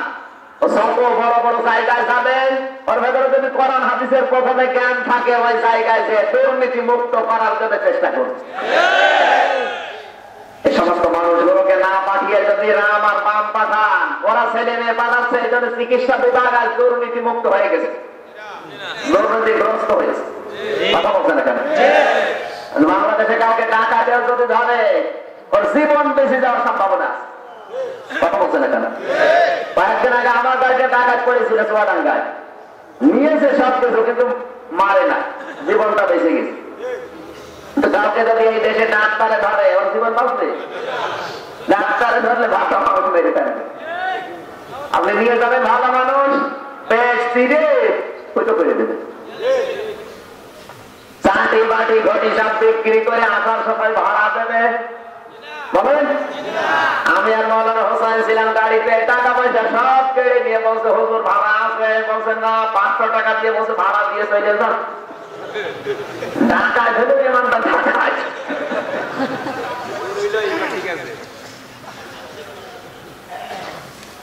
আমার মোবাইলের 2টা সিম ছিল, কেড়ে নিলে একটা, আর একটা বলছে না আমি মেমোরি কার্ড করতে গেছি, বলছে হুজুর মেমোরি করবেন না, বলছে আমার শুধু ওয়াজ এই মেমোরিতে, বলছে আমরা ওয়াজ শুনবো। ইমান আছে, ওকে তো ভাড়া দিয়েছে 500 টাকা, আর 7,000 টাকা ছিল, সব কেড়ে গিয়ে 500 টাকা বলছে ভাড়া দিলাম, তেল কিনে বাড়ি দিলাম। গাড়িটা তো নিয়ে যাওয়া লাগবে, কিন্তু ডাক্তার ধরলে আসার সময় ভাড়া দেবে? বলেন, দেবে না। এই জন্য, কারণ ছেলে নিয়ে গুলো তো আমাদের না। ডাক্তার যারা হচ্ছে, আজ বিজ্ঞানী যারা হচ্ছে, সব রাম আর বামদের ছেলে মেয়েরা, আর আমরা তো হুজুর বানিয়ে বসে আছি। কি করবো? মসজিদের ইমামতি, মাদ্রাসায়, খানকায় বসে তসবিহ বাজানোর কোনো কাজ নেই। ছেলেকে অবশ্যই আলেম বানাবে, কোরআন হাদিস শিক্ষা দিয়ে ভালো ভালো জায়গায় তুলে দিন। আপনার ছেলে ডিসি হবে, এসপি হবে, টিএনও হবে, বৈজ্ঞানিক হবে, ইঞ্জিনিয়ার হবে, পাইলট হবে, বড় বড় জায়গায় যাবে, যত ভালো কাজ করবে, আমল নামে আল্লাহ ফ্ল্যাক্সি লোড করে আপনার খবর সব পাঠিয়ে দেবে। এটার নাম কৌশল, এর নাম হিকমা। নবীজি এইটা করতে 4 দফা কর্মসূচি নিয়ে নবীজি দুনিয়ায় এসেছিলেন। তার 3 নম্বরে والذي بعث في الأميين رسولا منهم يتلو عليهم آياته ويزكيهم ويعلمهم الكتاب والحكمة وإن كانوا من قبل لفي ضلال مبين।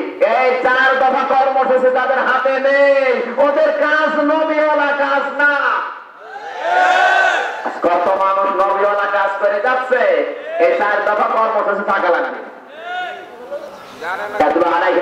আল্লাহ কোরআন তেলাওয়াত করে মানুষকে বোঝাতে হবে। বাংলাদেশে হাজারো দল আছে, আমি কোন দলের পক্ষে বিপক্ষে না। কোরআন শরীফের আয়াত বোঝাতে গেলে যে কারো পক্ষে যেতেই পারে। যাদের ভেতরে আমল গুলো আছে তাদের পক্ষে তো যাবে, আর যাদের আমল নেই ওর বিপক্ষে যাবে। নবীদের কাজ ছিল কি? আতলু আলাইহিম আয়াতিহি, তারা আয়াত তেলাওয়াত করে করে মানুষকে শোনাতো। এদেশে হাজারো দল, কোন দলের কর্মসূচি আছে আপনি টের পান না? একটা দলের কর্মসূচির প্রথমেই লিখা কোরআন তেলাওয়াত করা লাগবে।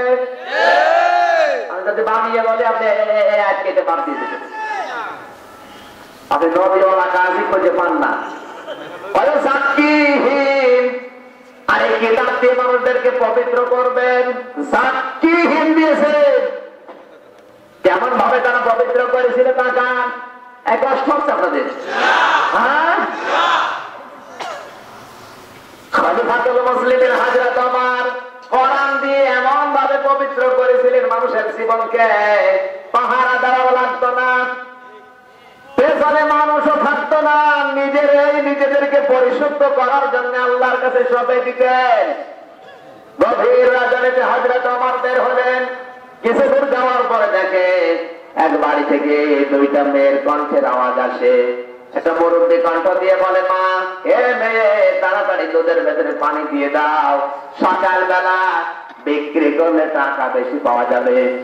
মেয়েটা বলে, মা আপনি আমাকে দুধে পানি দিতে বলেন, আপনি কি জানেন না কুনতুম খায়রা উম্মাতিন উখরিজাত লিন-নাস তা'মুরুনা বিল মা'রুফ ওয়া তানহাউনা আনিল মুনকার ওয়া তু'মিনুনা বিল্লাহ। সূরা আলে ইমরান 4 নম্বর পারা 3 নম্বর পৃষ্ঠা 3 নম্বর লাইনের 110 নম্বর আয়াতে যা প্রথম অংশে আছে, আল্লাহ বলেন তোমরাই উত্তম, তোমরাই শ্রেষ্ঠ জাতি, তোমাদেরকে আমি মানবতার কল্যাণের জন্য দুনিয়ায় বের করেছি।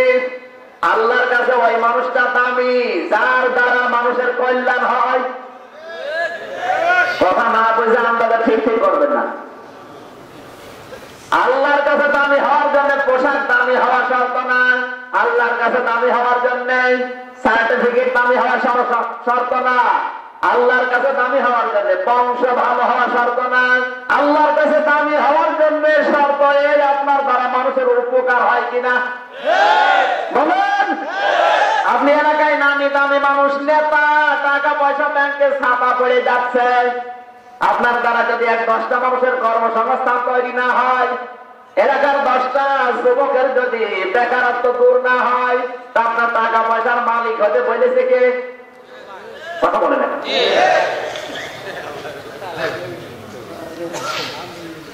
আপনি এলাকায় নেতৃত্ব দিচ্ছেন, 20টা যুবকের কর্মসংস্থান তৈরি করে দিতে পারেন না, তা আপনি কিসের নেতা? টাকা পয়সা করে ব্যাংকে ছাপা করে ওই টাকা দিয়ে 10টা মানুষের কর্মসংস্থান তৈরি করে দেওয়া যায় না। আমরা আল্লাহর অনেক খুঁজতে পারবো না, যায় আত্মসী যায়, দেওয়ানবাজি যায়, ওগুলো তো বড় বড় শয়তান, যাদের দ্বারা কোনো কাজ হয় না মানবতার। ওটা আল্লাহর অলি না, ওটা আল্লাহর বলি। আল্লাহর অলি ওই কাজ তার দ্বারা 10টা মানুষের কর্মসংস্থান তৈরি হয়। কথা বলছে না কেন? পৃথিবীর ময়দানে আল্লাহর অলি দেখতে চান তাদের দ্বারা মানবতার উপকার সবচাইতে বেশি হচ্ছে, মনে করবেন এটা আল্লাহর কাছে তত বড় অলি। আল কাসিম হাবিবুল্লাহ যারা কাজ করে আল্লাহর বন্ধু, যে লোকটা ভ্যান চালাচ্ছে, রিকশা চালায়, মনে করছেন লোকটা গরিব বলে দাম নেই, আল্লাহর কাছে ওইটা সবচেয়ে বড় দামি জিনিস, কারণ কাজ করে খাচ্ছে। কথা বলুন। এখন থেকে ভাববেন আপনার দ্বারা কয়টা মানুষের উপকার হয়, আপনার লেখনের দ্বারা, আপনার বক্তব্যের দ্বারা, আপনার সম্পদের দ্বারা, আপনার জ্ঞানের দ্বারা, আপনার ক্ষমতার দ্বারা কয়টা মানুষের উপকার হয়। যত মানুষের উপকার হবে আপনার দাম আল্লাহর কাছে তত বেশি। আরে এমন জীবন তৈরি করেছে ওরা দেখলে শয়তান পর্যন্ত না পায়।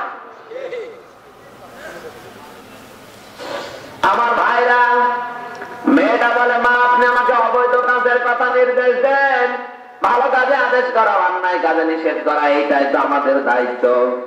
মা বলে, অত বেশি কথা বলবি না, যা বলে তাই কর।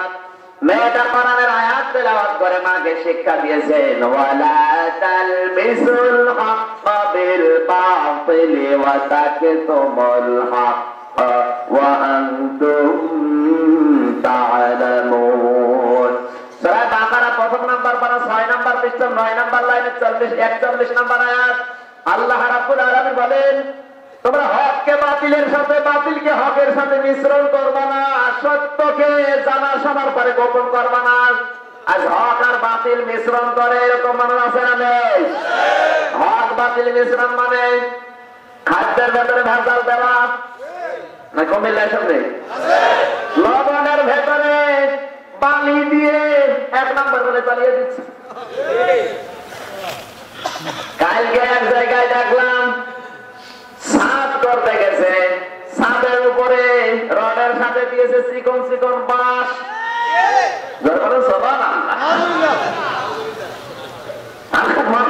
শয়তানি সমস্ত কাজ কারবার দেখে আর হাসি যে আল্লাহ আমি শয়তানি করবো কোন জায়গায়, এটা আমার পেটে বড় শয়তান।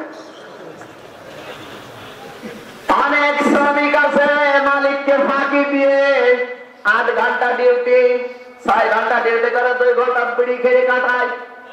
এরকম শ্রমিক দেশে নেই? কোরআনে কারীম জানিয়েছে যে সমস্ত জিনিসগুলোর ভেতরে ভেজাল দিচ্ছেন আপনি, বিষ মিশিয়ে ফরমালিন দিয়ে মানুষকে অসুস্থ করছেন, রোগী করে ফেলছেন, লোকটার হাত নষ্ট হয়, কলিজা নষ্ট হয়, যত কিছু আপনার এই ফরমালিন বিষের দ্বারা নষ্ট হবে, অতগুলো মানুষ হত্যা করার গুনাহ কিয়ামতে আপনার আমলনামায় হবে। আর সব জায়গায় ফরমালিন বিষ নাকি রে?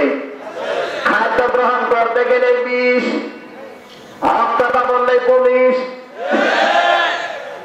কুমিল্লায় তো আসে না,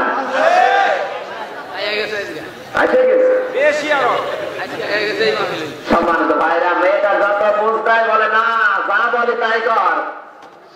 শেষ পর্যন্ত মেয়েটা বলে মা তুমি আমাকে দুধের ভেতরে পানি দিতে বলো, এটা তো পবিত্র কাজ হবে না, অপবিত্র। কারণ হযরত ওমর জানিয়েছে খাদ্যে ভেজাল দেওয়া যাবে না, দুধে পানি দেওয়া নিষেধ। যদি জানতে পারে তোমারও বিচার হবে, আমারও বিচার হবে। মা বলে তোর মাল তো এখন এখানে নেই, টেরও পাবে না, তাড়াতাড়ি করে কাজটা করে ফেল। মেয়েটা বলে মা ওমর এখানে নেই, তার কোনো পাহারাদার নেই আমিও জানি, কিন্তু ওমরকে যিনি বানিয়েছেন, আমাদেরকে যিনি বানিয়েছেন, ওই আল্লাহ এই জায়গায় তাকিয়ে আছে। হযরত ওমর কথাটা পেছন দিক থেকে শুনলেন, একটা ক্রস চিহ্ন দিলেন দরজার উপরে। বাড়িতে গিয়ে ডাক দিয়ে বলে আব্দুল্লাহ এদিকে আসো, অনেকদিন পর্যন্ত ভাবছিলাম তোমার বিয়ে দেব, আজকে একটা মেয়ে আমি পেয়েছি, আমার যদি যৌবন থাকতো আমি নিজেই বিয়ের প্রস্তাব দিয়ে আসতাম। আমার যৌবন নেই, তোমার জন্য মেয়েটা আমি পছন্দ করেছি, যদি তোমার পছন্দ হয় তাহলে আমি খবর পাঠাবো। ছেলে ডাক দিয়ে বলে আব্বা আপনি যখন রাজি আছেন আমিও আপনার পছন্দে রাজি আছি। আমার মনে হয় এইরকম ছেলে এখন ঘরে ঘরে। বাবা যদি এসে বলে সন্তান তোমার জন্য একটা আল্লাহ মেয়ে পেয়ে গেছে, তুমি যদি রাজি থাকো, ছেলে বলবে বাবা তুমি বাদ দাও, আমার 5 থেকে প্রেম চলছে,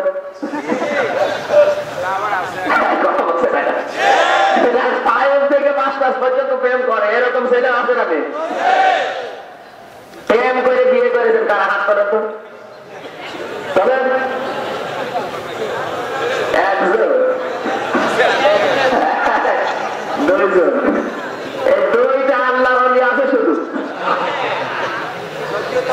প্রেম করে বিয়ে করা ফরজ না নফল? কোনটাই না। মানে আজকে ফেসবুকে স্ট্যাটাস দিয়েছে একজন, প্রেম করে বিয়ে করে যৌতুক নেওয়া লাগবে না। প্রেম করে যারা বিয়ে করে যৌতুক নেয়, এই 2 জন মনে হয় যৌতুক নেই। প্রেম করার নফল ফরজ যাই মনে করেন ফরজ বিয়ের পরে, বলেন বিয়ের আগে প্রেম করা ফরজ না নফল? হারাম। বিবাহের পরে যদি কোন মানুষ স্ত্রীর হাত চেপে ধরে ভালোবাসার ইচ্ছা নেই, প্রেম দিয়ে মহব্বত দিয়ে যদি আদর করে স্ত্রীর দিকে তাকায়, নবীজি বলেন সে তাকিয়েছে, এই চোখের যতগুলো কণা ছিল সগেরা তাকানোর মাধ্যমে আল্লাহ সব সরিয়ে দিয়েছে।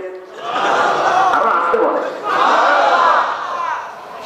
আজ মানুষ যদি নিজের স্ত্রীর দিকে এভাবে তাকাতো, আমার মনে হয় ভাবি নিয়ে রেকশায় করে ঘুরতো না। মানুষ হুকুম জানে না কত কায়দায় মানুষ ঘুরছে, অন্যের বউ মোটর সাইকেলে নিয়ে ঘুরে বেড়াচ্ছে, মানুষ নিজেরটা। হাদিস সহজ একটা হাদিস বলবো, হ্যাঁ আমাদের কষ্ট হলে শেষ করতে ভাই। নবীজি হযরতে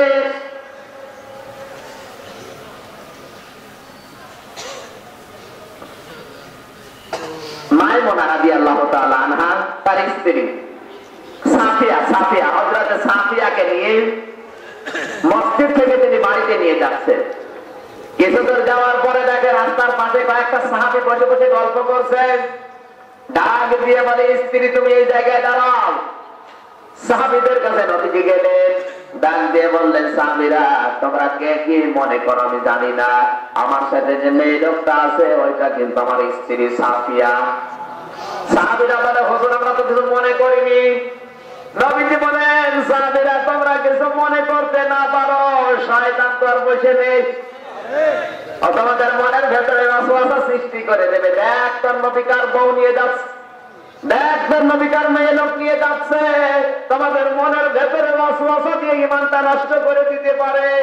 এজন্য আমি নবী আগে থেকে এসে তোমাদের মন পরিষ্কার করে দিলাম। শুধু সুবহানাল্লাহ বলার জন্য এখানে একটা শিক্ষা আছে, কান লাগা। নবীজি নিজের স্ত্রী সাথে করে নিয়ে বাড়িতে দিয়ে আসবে মসজিদ থেকে, এতটুকু যেতে লজ্জাবোধ করছেন, কণ্ঠাবোধ করে না জানে, আবার কেউ কিছু মনে করে কিনা, কেউ কিছু বলে ফেলে কিনা। আর তুমি নিজের বউ মোটর সাইকেলে করে না নিয়ে অন্যের বউ মোটর সাইকেলে ধরাচ্ছ, লোকে কিছু মনে করে না? বিয়ে করেছেন যারা প্রেম করে তাদেরকে সরাচ্ছি। আল খাবিসাতু লিল খাবিসিনা ওয়াল খাবিসুনা লিল খাবিসাত ওয়াত-তাজ্জিবাতু লিত-তাজ্জিবিনা ওয়াত-তাজ্জিবুনা লিত-তাজ্জিবাত উলাইকা মুবাররাউনা মিম্মা ইয়াকুলুন লাহুম মাগফিরাতু ওয়া রিজকুন কারীম। সূরা নূর 18 নম্বর পারা 11 নম্বর পৃষ্ঠা 14 নম্বর লাইনে 26 নম্বর আয়াতের প্রথম অংশে আছে। যারা প্রেম করে বিয়ে করেছেন তাঁকা কল করে দড়ি, প্রেম করে বিয়ে করা জাল। কি আপনি যার সাথে করেছেন প্রেম, এই মেয়েটার যদি আপনার সাথে বিয়ে না হয়, আপনার বিয়ে যেই মেয়েটার সাথে হবে, আপনি যা যা করেছিলেন এই মেয়েটার সাথে, মনে করবেন ওই মেয়েটা ঠিক করে তোমার 2.5 নম্বর। ও মেয়েরা যারা পর্দার আড়ালে বসে আছে, আপনি যে যুবকের কাছে জীবন যৌবন সব ফিরিয়ে দিয়েছেন, আল্লাহ না করো এই ছেলেটার সাথে যদি আপনার বিয়ে না হয়, যে ছেলেটার সাথে হবে, আপনি যা যা করেছিলেন আপনার এই স্বামী কিন্তু অন্যের সাথে তাই তাই করেছে।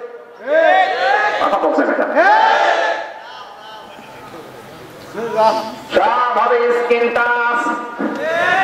স্ক্রিন টাচ মোবাইল বলবেন, এই যে স্ক্রিন টাচ মোবাইল,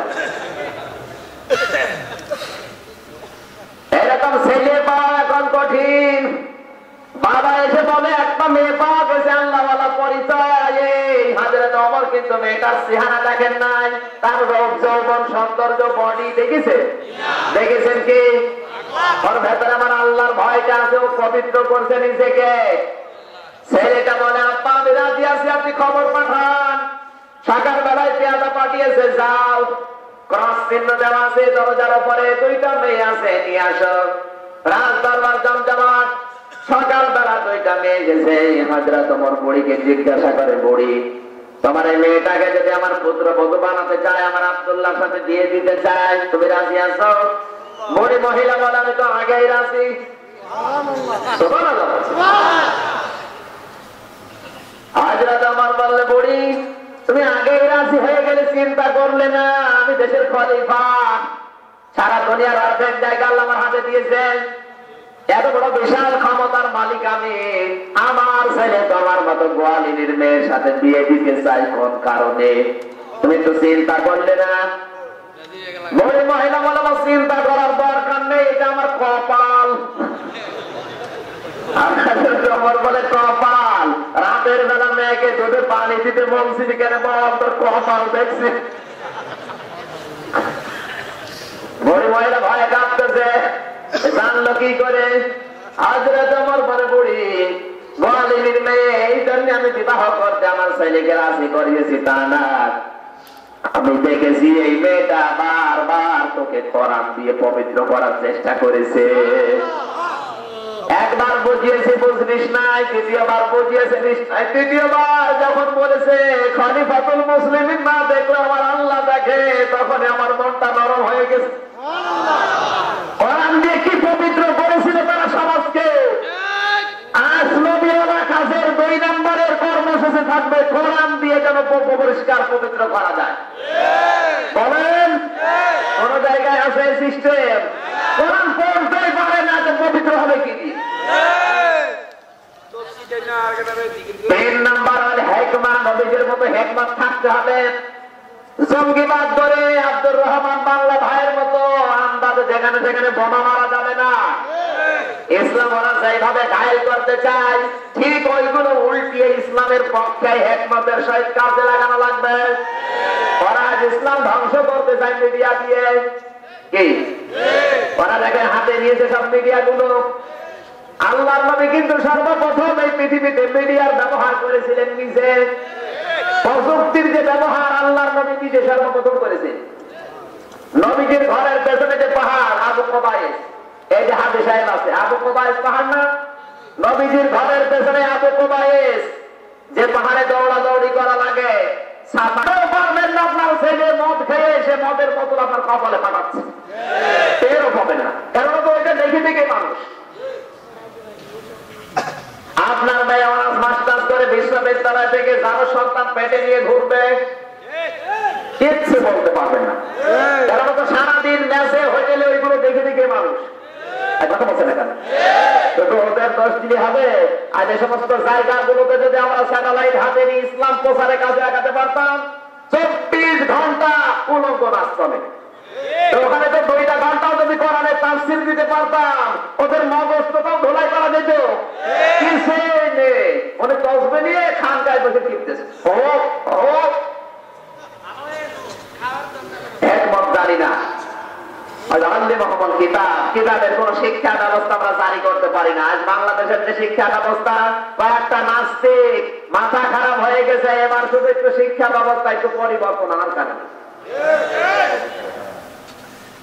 আপনি খোঁজনা রাখতে পারেন। আমি যতটুকু জানি ক্লাস 1 থেকে মাস্টার্স পর্যন্ত কোরআনের একটা আয়াত ছিল না, হাদিস ছিল না, নবীর জীবনে ছিল না। এবার একটু সংশোধন করে দিয়েছে, কয়েকটা নাস্তিকের মাথা খারাপ হয়ে গেছে। কথা বলছে না কেন? আমরাও জানিয়েছি ছেলে মেয়ে আমাদের লেখাপড়া করবে, আমাদের ছেলে মেয়েরা। তোমাদের কি 96% মুসলমানের ইকরা বিসমি রাব্বিকাল্লাযী খলাক চলবে। কথা বলে ঠিক কিনা? কারা কারা আয়াতের পক্ষে আছেন দেখুন। লিল্লাহি তাকবীর।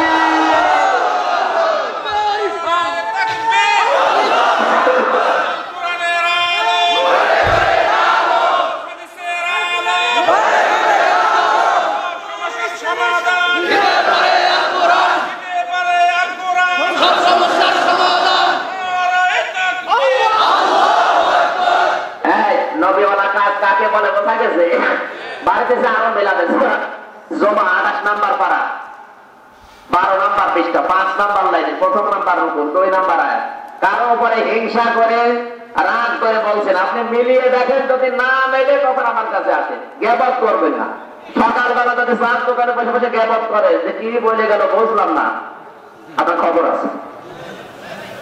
আমি তো আয়াত পারা পৃষ্ঠা লাইন রুকু সূরার নাম তাফসীরের নাম সব বলে দিলাম। সূরা জুমার 5 নাম্বার আয়াত, 2 নাম্বার। নবীওয়ালা কাজ কাকে বলে? 4টা কর্মসূচি আল্লাহ নিজে দিয়েছে না আমি হামদা দিচ্ছে? কে দিয়েছে? আজকের যে তেলাওয়াত কৃত আয়াত সূরা নিসার 65 নাম্বার আয়াত। হযরত ওমরের একক সিদ্ধান্তের উপরে আল্লাহ কোরআনে কারিমে কমপক্ষে 13টা আয়াত নাযিল করেছে। তার ভেতরে এটা একটা। যেমন তখন মানুষ না জান্নাতের গ্যারান্টি জিন্দা অবস্থায় পেয়ে গেছে। এইরকম মানুষের মতামতের উপরে সিদ্ধান্তের উপরে আল্লাহ নিজে আসমানের কোরআনের আয়াত নাযিল করেছে। তার ভেতরে একটা পড়েছি। কি আছে আয়াতের ভেতরে? শুনে বাড়ি যাওয়া লাগবে না, চলে যাবেন। চলে যাবে। কারা কারা থাকবেন এই আয়াতটা পর্যন্ত? দেখে লিল্লাহি তাকবীর। আলহামদুলিল্লাহ। জবান ছেড়ে শয়তান যেন আশপাশে না থাকে। পড়েন আউযু বিল্লাহি মিনাশ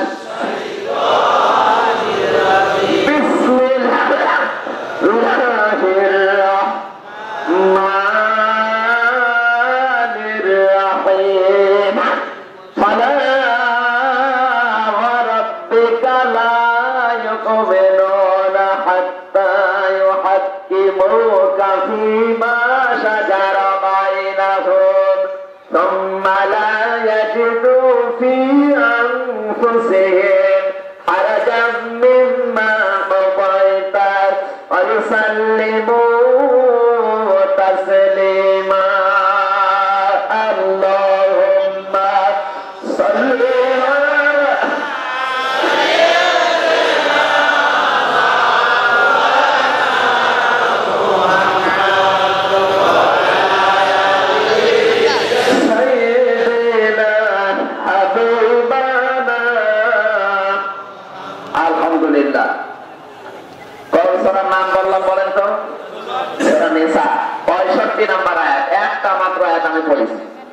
আল্লাহ রাব্বুল আলামিন বলেন ফালা রাব্বিকা, হে নবী আপনার রবের নামের কসম। কসম করছে কে? আল্লাহ নিজের নামে নিজে কসম করছেন। গুরুত্ব কম না বেশি? অনেক গুরুত্ব। লা ইউমিনুনা, ঈমানদার দাবি করতে পারবে না হাত্তা ইউহাক্কিমুকা ফীমা শাজারা বাইনাহুম, যতক্ষণ পর্যন্ত আপনার উম্মতের ভেতরে নিজেদের কোন বিষয়ে মীমাংসার রায় আপনি দেওয়ার পরে স্বতঃস্ফূর্ত ভাবে মানতে পারে না, ততক্ষণ তারা ঈমানদার দাবি করতে পারবে না। কথা বলতেন না এখনো? আর সাল্লিমু তাসলিমা দিয়েছে, শুধু মেনে নিলে হবে না, মন থেকে আনন্দ চিত্রে মেনে নেওয়া লাগবে আল্লাহ রাসূলের কোন সিদ্ধান্ত। যদি কেউ না মানে ও মুমিন হতে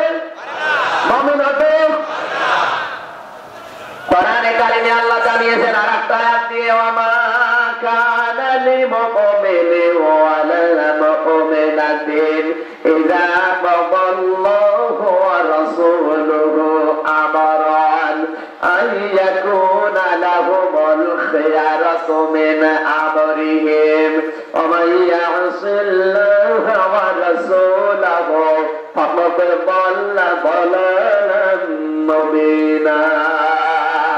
সূরা আহজাব 22 নম্বর পারা 2 নম্বর ভিতর প্রথম নাম্বার লাইনে 36 নম্বর আয়াত। এটা আপনাদের মনে দেখে আনলে শেষ করে দেবো? বেশি সময় হয়ে যাচ্ছে না?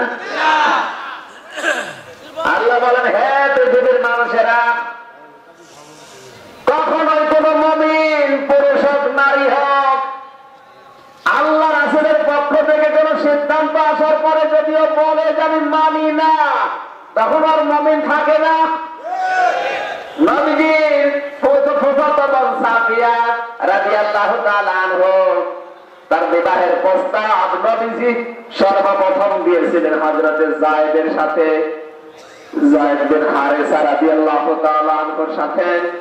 সাফিয়া ডাক দিয়ে বলে, আমি এর বিবাহ মানি না, কারণ আমার বংশ উচ্চ মর্যাদায়, আর যায়েদ একটা গোলাম, একটা চাকরের সাথে আমি বিবাহ করব না। কিন্তু বিবাহের ঘটককে নবীজি, জোরে বলেন কে?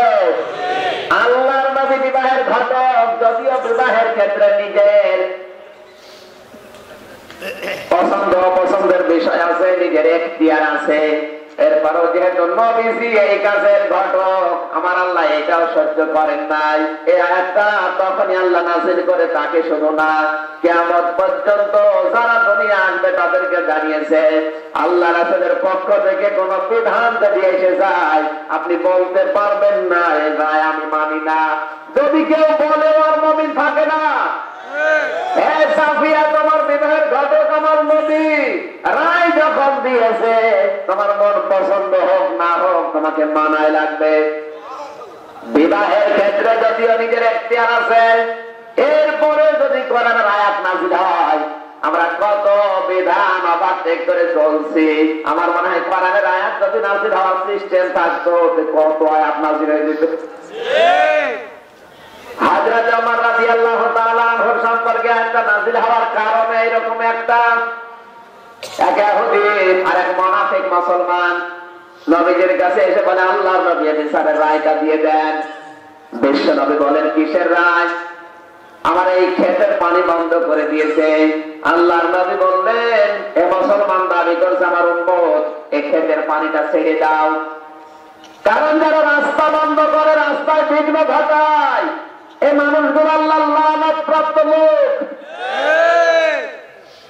ইমানের যতগুলো চিহ্ন আছে তার সর্বনিম্ন চিহ্ন হচ্ছে রাস্তা থেকে কষ্টদায়ক বস্তু ফেলে দেওয়া। কথা বলছে না কেন?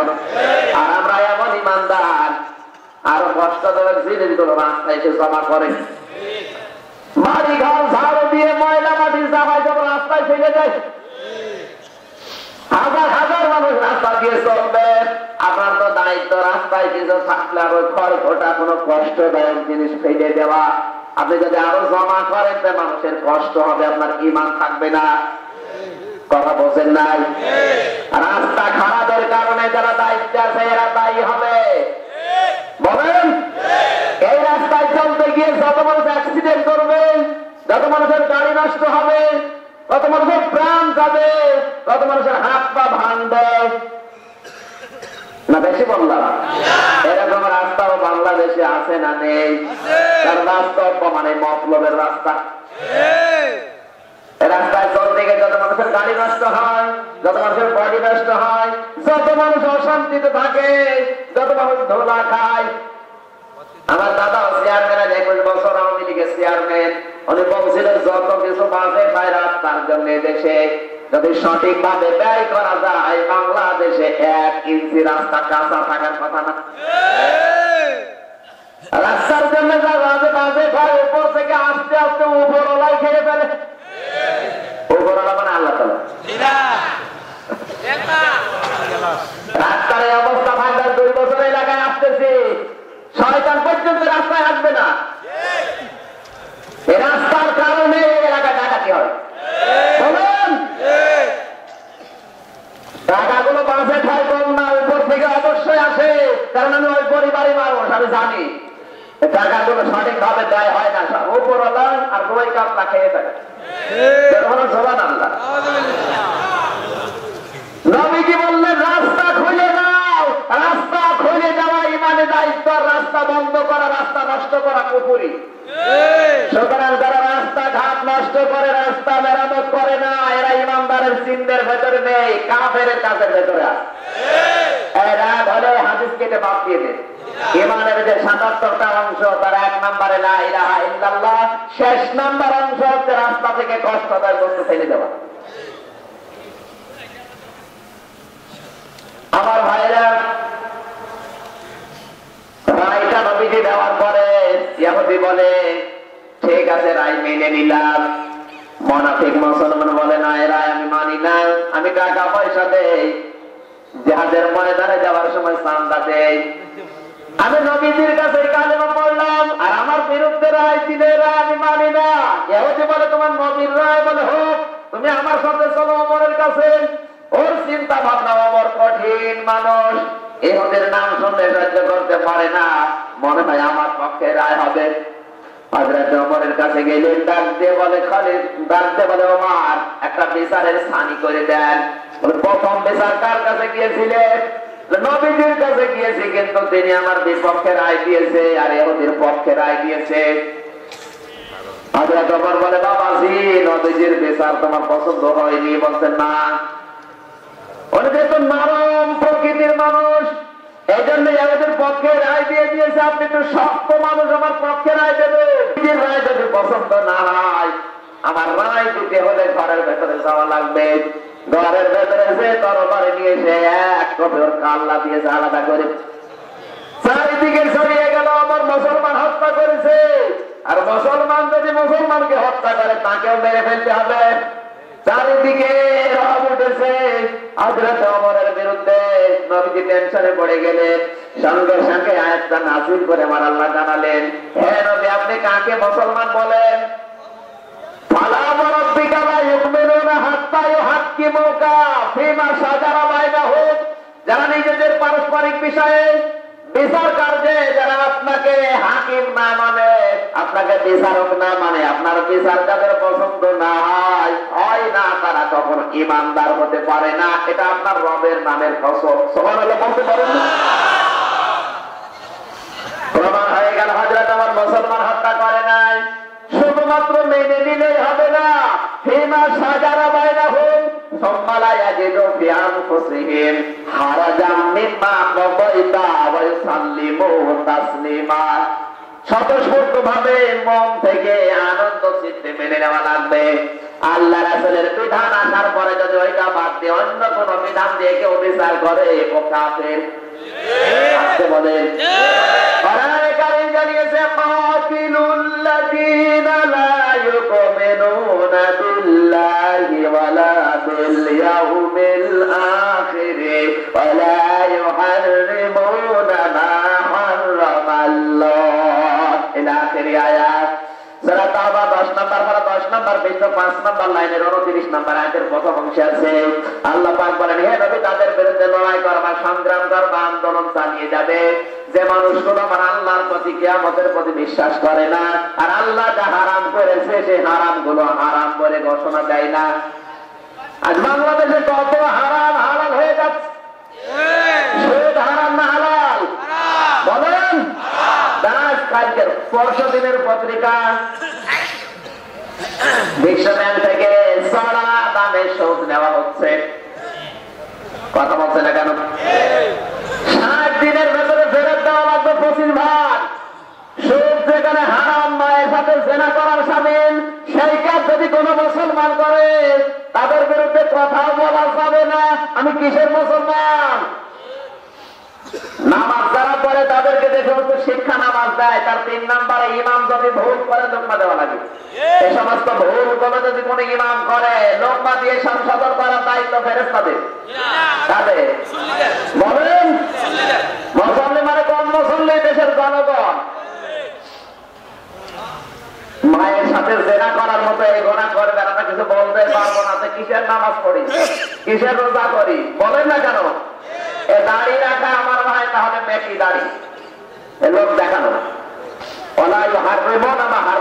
যারা আল্লাহর হারাম বস্তুগুলো হারাম করে না আরো হালাল করে দেয়, এদের বিরুদ্ধে লড়াই করো, সংগ্রাম করো, আন্দোলন চালাও। আমরা কিচ্ছু করি না, ইমানদার হয়ে বসে আছি। জোরে বলো নাউযুবিল্লাহ। আল্লাহর নবীর কোন ফায়সালা আসার পরে যদি মন থেকে কেউ মেনে নিতে না পারে, সে যেই হোক, ও কি ইমানদার আছে? আর বলেন আমার মনে হয় আয়াত যদি নাযিল হওয়ার সিস্টেম এখনো থাকতো বাংলাদেশে, এই দেশের যা অবস্থা, কত আয়াত যে নাযিল হয়েছে তো ওটা আল্লাহ ভালো জানে। ইন্নামাল মুমিনুনা আমানু বিল্লাহি ওয়া রাসূলিহি সুম্মা লাম ইয়ারতাবু ওয়া জাহাদু বিআমওয়ালিহিম ওয়া আনফুসিহিম ফি সাবিলিল্লাহ ফাউলাইকা হুমুস সাদিকুন। সূরা হুজুরাতের 26 নম্বর পারা 16 নম্বর পৃষ্ঠা 9 নম্বর লাইনে শেষ নম্বর ওপর 15 নম্বর আয়াতের প্রথম অংশ আল্লাহ দিয়েছে ইমানদার তো ওইটা আল্লাহ রাসূলের বিধান পাওয়ার পরে বিন্দু বিসর্গ পরিমাণের সন্দেহ পোষণ করে না। আর আমরা সন্দেহ না, আরো ওভারটেক করার জন্য আইন পাস করছি। কথা বলুন। দুর্ভাগ্য এই জাতির, এই বাংলাদেশে কোরআনের একটা আইনও চলে না। এই কোরআনের 550 আইন আছে। কত? 550 আইন আছে। 6666 আয়াতে 550 আয়াত আছে শরীয়তের বিধান। কিন্তু আমাদের কপালের দুর্ভোগ, একটা আইনও এই দেশে চলে না। আমাদের কোনো মাথা ব্যথা, টেনশন, ঝামেলা কোনো কিছু নেই। আমাদের টেনশন শুধু মোনাজাত নেই, আমাদের টেনশন শুধু মুখে হাত পাতানি। আরে ভাই, মুখে হাত পাতলেই কে নামাজ নাকি? মোনাজাত করলেই কে, না করলেই কি? কাবা শরীফে দেখলাম কেউ মোনাজাত করছে, কেউ করছে না, কোনো অসুবিধা নেই। মুখে কেউ বেঁধেছে হাত, কেউ নাভিতে, কেউ ছেড়ে দিয়েছে, কোনো ফতোয়া বাজি ওখানে নেই। যত ফতোয়া বাজে হয় এই দেশে, অথচ এগুলো সম্পর্কে কোনো প্রশ্ন কবরে করবে? কবরে প্রশ্ন হবে। ওয়াইন্নাহু লাযিকরুল লাকা ওয়া লিকাওমিকা ওয়া সাওফা তুসআলুন। সূরা যুখরুফ 25 নম্বর পারা 11 নম্বর পৃষ্ঠা 9 নম্বর লাইনে 6 নম্বর রুকু 44 নম্বর আয়াত। হে নবী, আপনাকে আর আপনার উম্মতকে জিজ্ঞাসা করব, কোরআনের আইন মানা হয়েছে কি? ইন্নাল্লাযী ফারাদা আলাইকাল কোরআন লারাদ্দুকা ইলা মাআদ। সূরা কসস 20 নম্বর পারা 15 নম্বর পৃষ্ঠা 1 নম্বর লাইনে শেষ নম্বর উপর 85 নম্বর আয়াতের প্রথম অংশে আছে আল্লাহ বলেন কোরআনের আইন মানা ফরজ। ফরজ শব্দ কোরআনের আইন মানা ফরজ। একটা আইন চলে না, কি মানবেন আপনি? এখনো মুমিন হওয়ার কোন যোগ্যতা আমাদের ভেতরে নেই। আল্লাহ আমাদেরকে এই আয়াতটা হযরত ওমরের মতো মেনে নেওয়ার তৌফিক দেন। যারা বলেন আমিন। সম্মানিত ভাইরা, অনেক দূর দূরান্তের মানুষ এসেছে, সারা রাত এই আয়াতটা বোঝালে হাজার হাজার কথা আছে। এক একটা কথা টান দেবেন, হাজার হাজার কথা বের হবে এখান থেকে। হযরত ওমরের জীবনে থেকে অনেকগুলো শিক্ষা আছে। আমি আজকে আর সময় দিতে পারতেন, আপনি অসুস্থ, আর রাত 12টা বাজতেছে প্রায়। আমিন। বারাকাল্লাহু লানা ওয়া লাকুম ফিল কোরআনিল আযীম।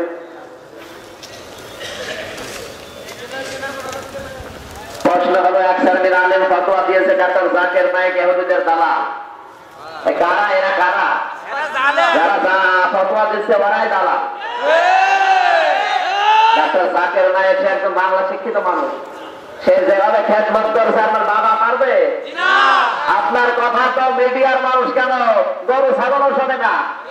ডাক্তার জাকির নায়েকের কথা শুধু সাধারণ মানুষ না, আমার বিশ্ববিদ্যালয়ে 350 শিক্ষক, 348 জন তার ভক্ত। শিক্ষিত মানুষগুলো তাদের ভক্ত, আর আপনার কথা মুরগিতে শোনে না। এখানে কথা বললে না মানুষ।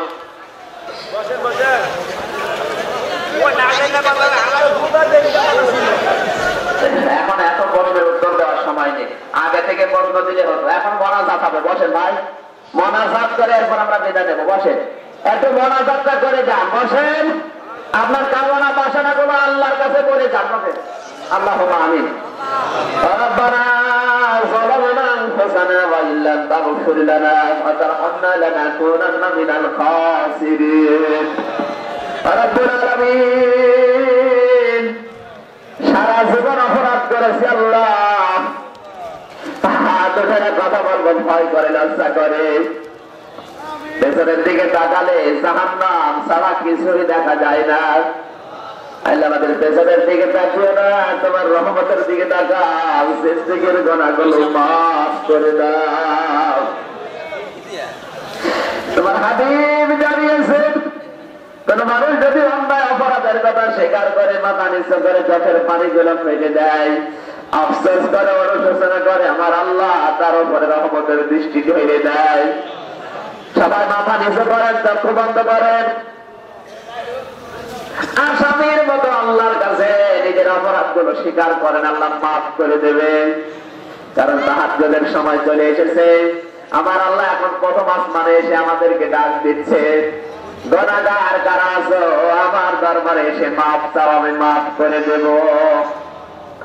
রব্বুল আলামিন, যত গুনাহ জীবনে করেছি আল্লাহ, শরীরে যদি লেখা থাকতো মানুষ ঘৃণা করে তাড়িয়ে দিত। যেভাবে দুনিয়ায় গোপন রেখে দিয়েছ, কিয়ামতের কঠিন ময়দানে তোমার এই সাত্তার নামের খাতিরে আমাদের গুনাহগুলো গোপন করে দিও আল্লাহ। তুমি যদি মাফ করে দাও, তোমাকে কেউ কৈফিয়ত চাইবে না। আল্লাহ তুমি যদি জাহান্নামে দাও, তোমার কোনো লাভ হবে না। মেহেরবানি করে তোমার সাত্তার নামের খাতিরে আমাদের গুনাহগুলো গোপন করে গাফফার নামের ওসিলায় মাফ করে দাও। সওয়াব যদি দিয়ে থাকো, কোটি কোটি গুণে বাড়িয়ে দাও। কিয়ামতে যদি সুপারিশ করে জান্নাতে নিয়ে যাবে। মদিনার সকল দম্পতির নিচে বিশ্বনবীর রওজায় এই সালামগুলো পৌঁছিয়ে দাও। তুমি আল্লাহ জেলা থেকে আমরা সালাম দিয়েছি নবীকে, ফেরেশতাদের মাধ্যমে আমাদের দরদের আওয়াজ মদিনার এই কণ্ঠে তুমি পৌঁছিয়ে দাও। যত মানুষ দুনিয়া থেকে বিদায় নিয়েছে আল্লাহ তুমি এদেরকে ক্ষমা করে দাও। মা বাপ যারা হারিয়েছে আল্লাহ মেহেরবানি করে মাফ করে দাও। রব্বুল আলামিন, মাহফিলের আয়োজন যারা করেছে, শোনার জন্য যারা এসেছে, আইলে তারা তোমার বান্দাগুলো আজ 1 বছর ধরে চেষ্টা করছে কোরআনের মাহফিল বাস্তবায়নের জন্য।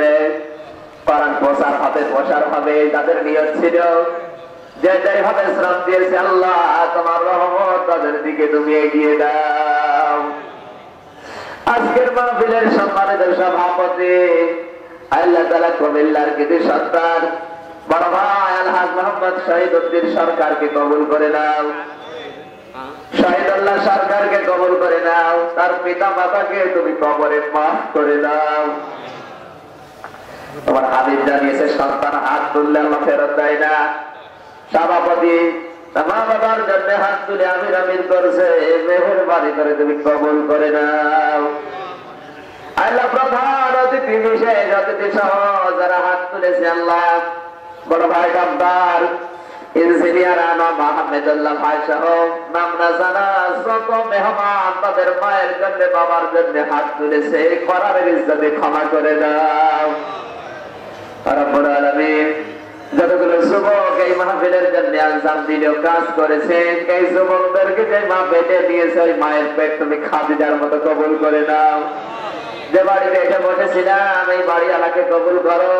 গাজী আলাউদ্দিন তোমার এই গোলামকে তুমি ইসলামের খাদেম বানিয়ে দাও, তার মা বাবাকে তুমি মাফ করে দাও। আল্লাহ তাআলা এই মাহফিলের জন্য যারা টাকা দিয়েছে, পয়সা দিয়েছে, শ্রম দিয়েছে, সময় দিয়েছে, বুদ্ধি দিয়েছে, কোরআন প্রচারে তুমি এগুলো মঞ্জুর করো। মা বোনেরা বসে আছে পর্দার আড়ালে, আল্লাহ এদেরকে তুমি আয়েশার মতো, হযরতে ফাতেমার মতো বানিয়ে দাও। ছেলে মেয়ে যাদের লেখাপড়া করছে মেধা স্মৃতি খুলে দাও, যাদের ছেলে মেয়ে পরীক্ষা দিচ্ছে মেহেরবানি করে উত্তীর্ণ করো আল্লাহ। এই দেশটার উপরে তোমার রহমত নাযিল করো, আসমান জমিনের বালা মুসিবত থেকে তুমি আমাদের বাঁচাও। অনেকের রোগ শোক আছে, আল্লাহ আমাদের রোগ শোক থেকে হেফাজতে রাখো।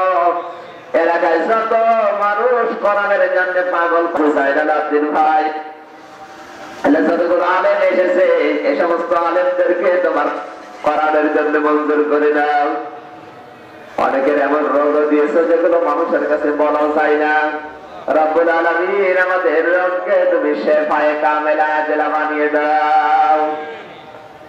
মাথা নিচু করে 30 সেকেন্ড আল্লাহর কাছে মনের কথাগুলো বলে।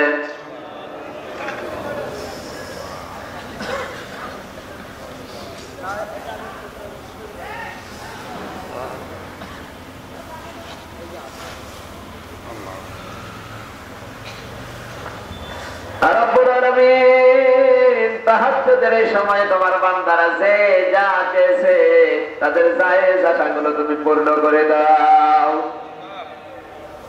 এই মারুকা এলাকাকে কবুল করো, দাউদকান্দি থানাকে কবুল করে নাও। যত মানুষ এই গ্রামে মাটির নিচে আছে আজকের আলোচনার সওয়াব কবরে দিয়ে শান্তি দিয়ে দাও। সুবহানা রাব্বিকা রাব্বিল ইজ্জাতি আম্মা ইয়াসিফুন ওয়া সালামুন আলাল মুরসালিন। আল্লাহ তাআলা এই মসজিদকে কবুল করো, কমিটির দায়িত্বে যারা আছে তাদেরকে মঞ্জুর করো। এই ঘরটা তৈরি করতে যত কিছু লাগবে মেহেরবানি করে তোমার খাজানা থেকে পূর্ণ করে দাও। আলহামদুলিল্লাহি রাব্বিল আলামিন। মরণের সময় আমাদের জবানটায় জারি করো লা ইলাহা ইল্লাল্লাহু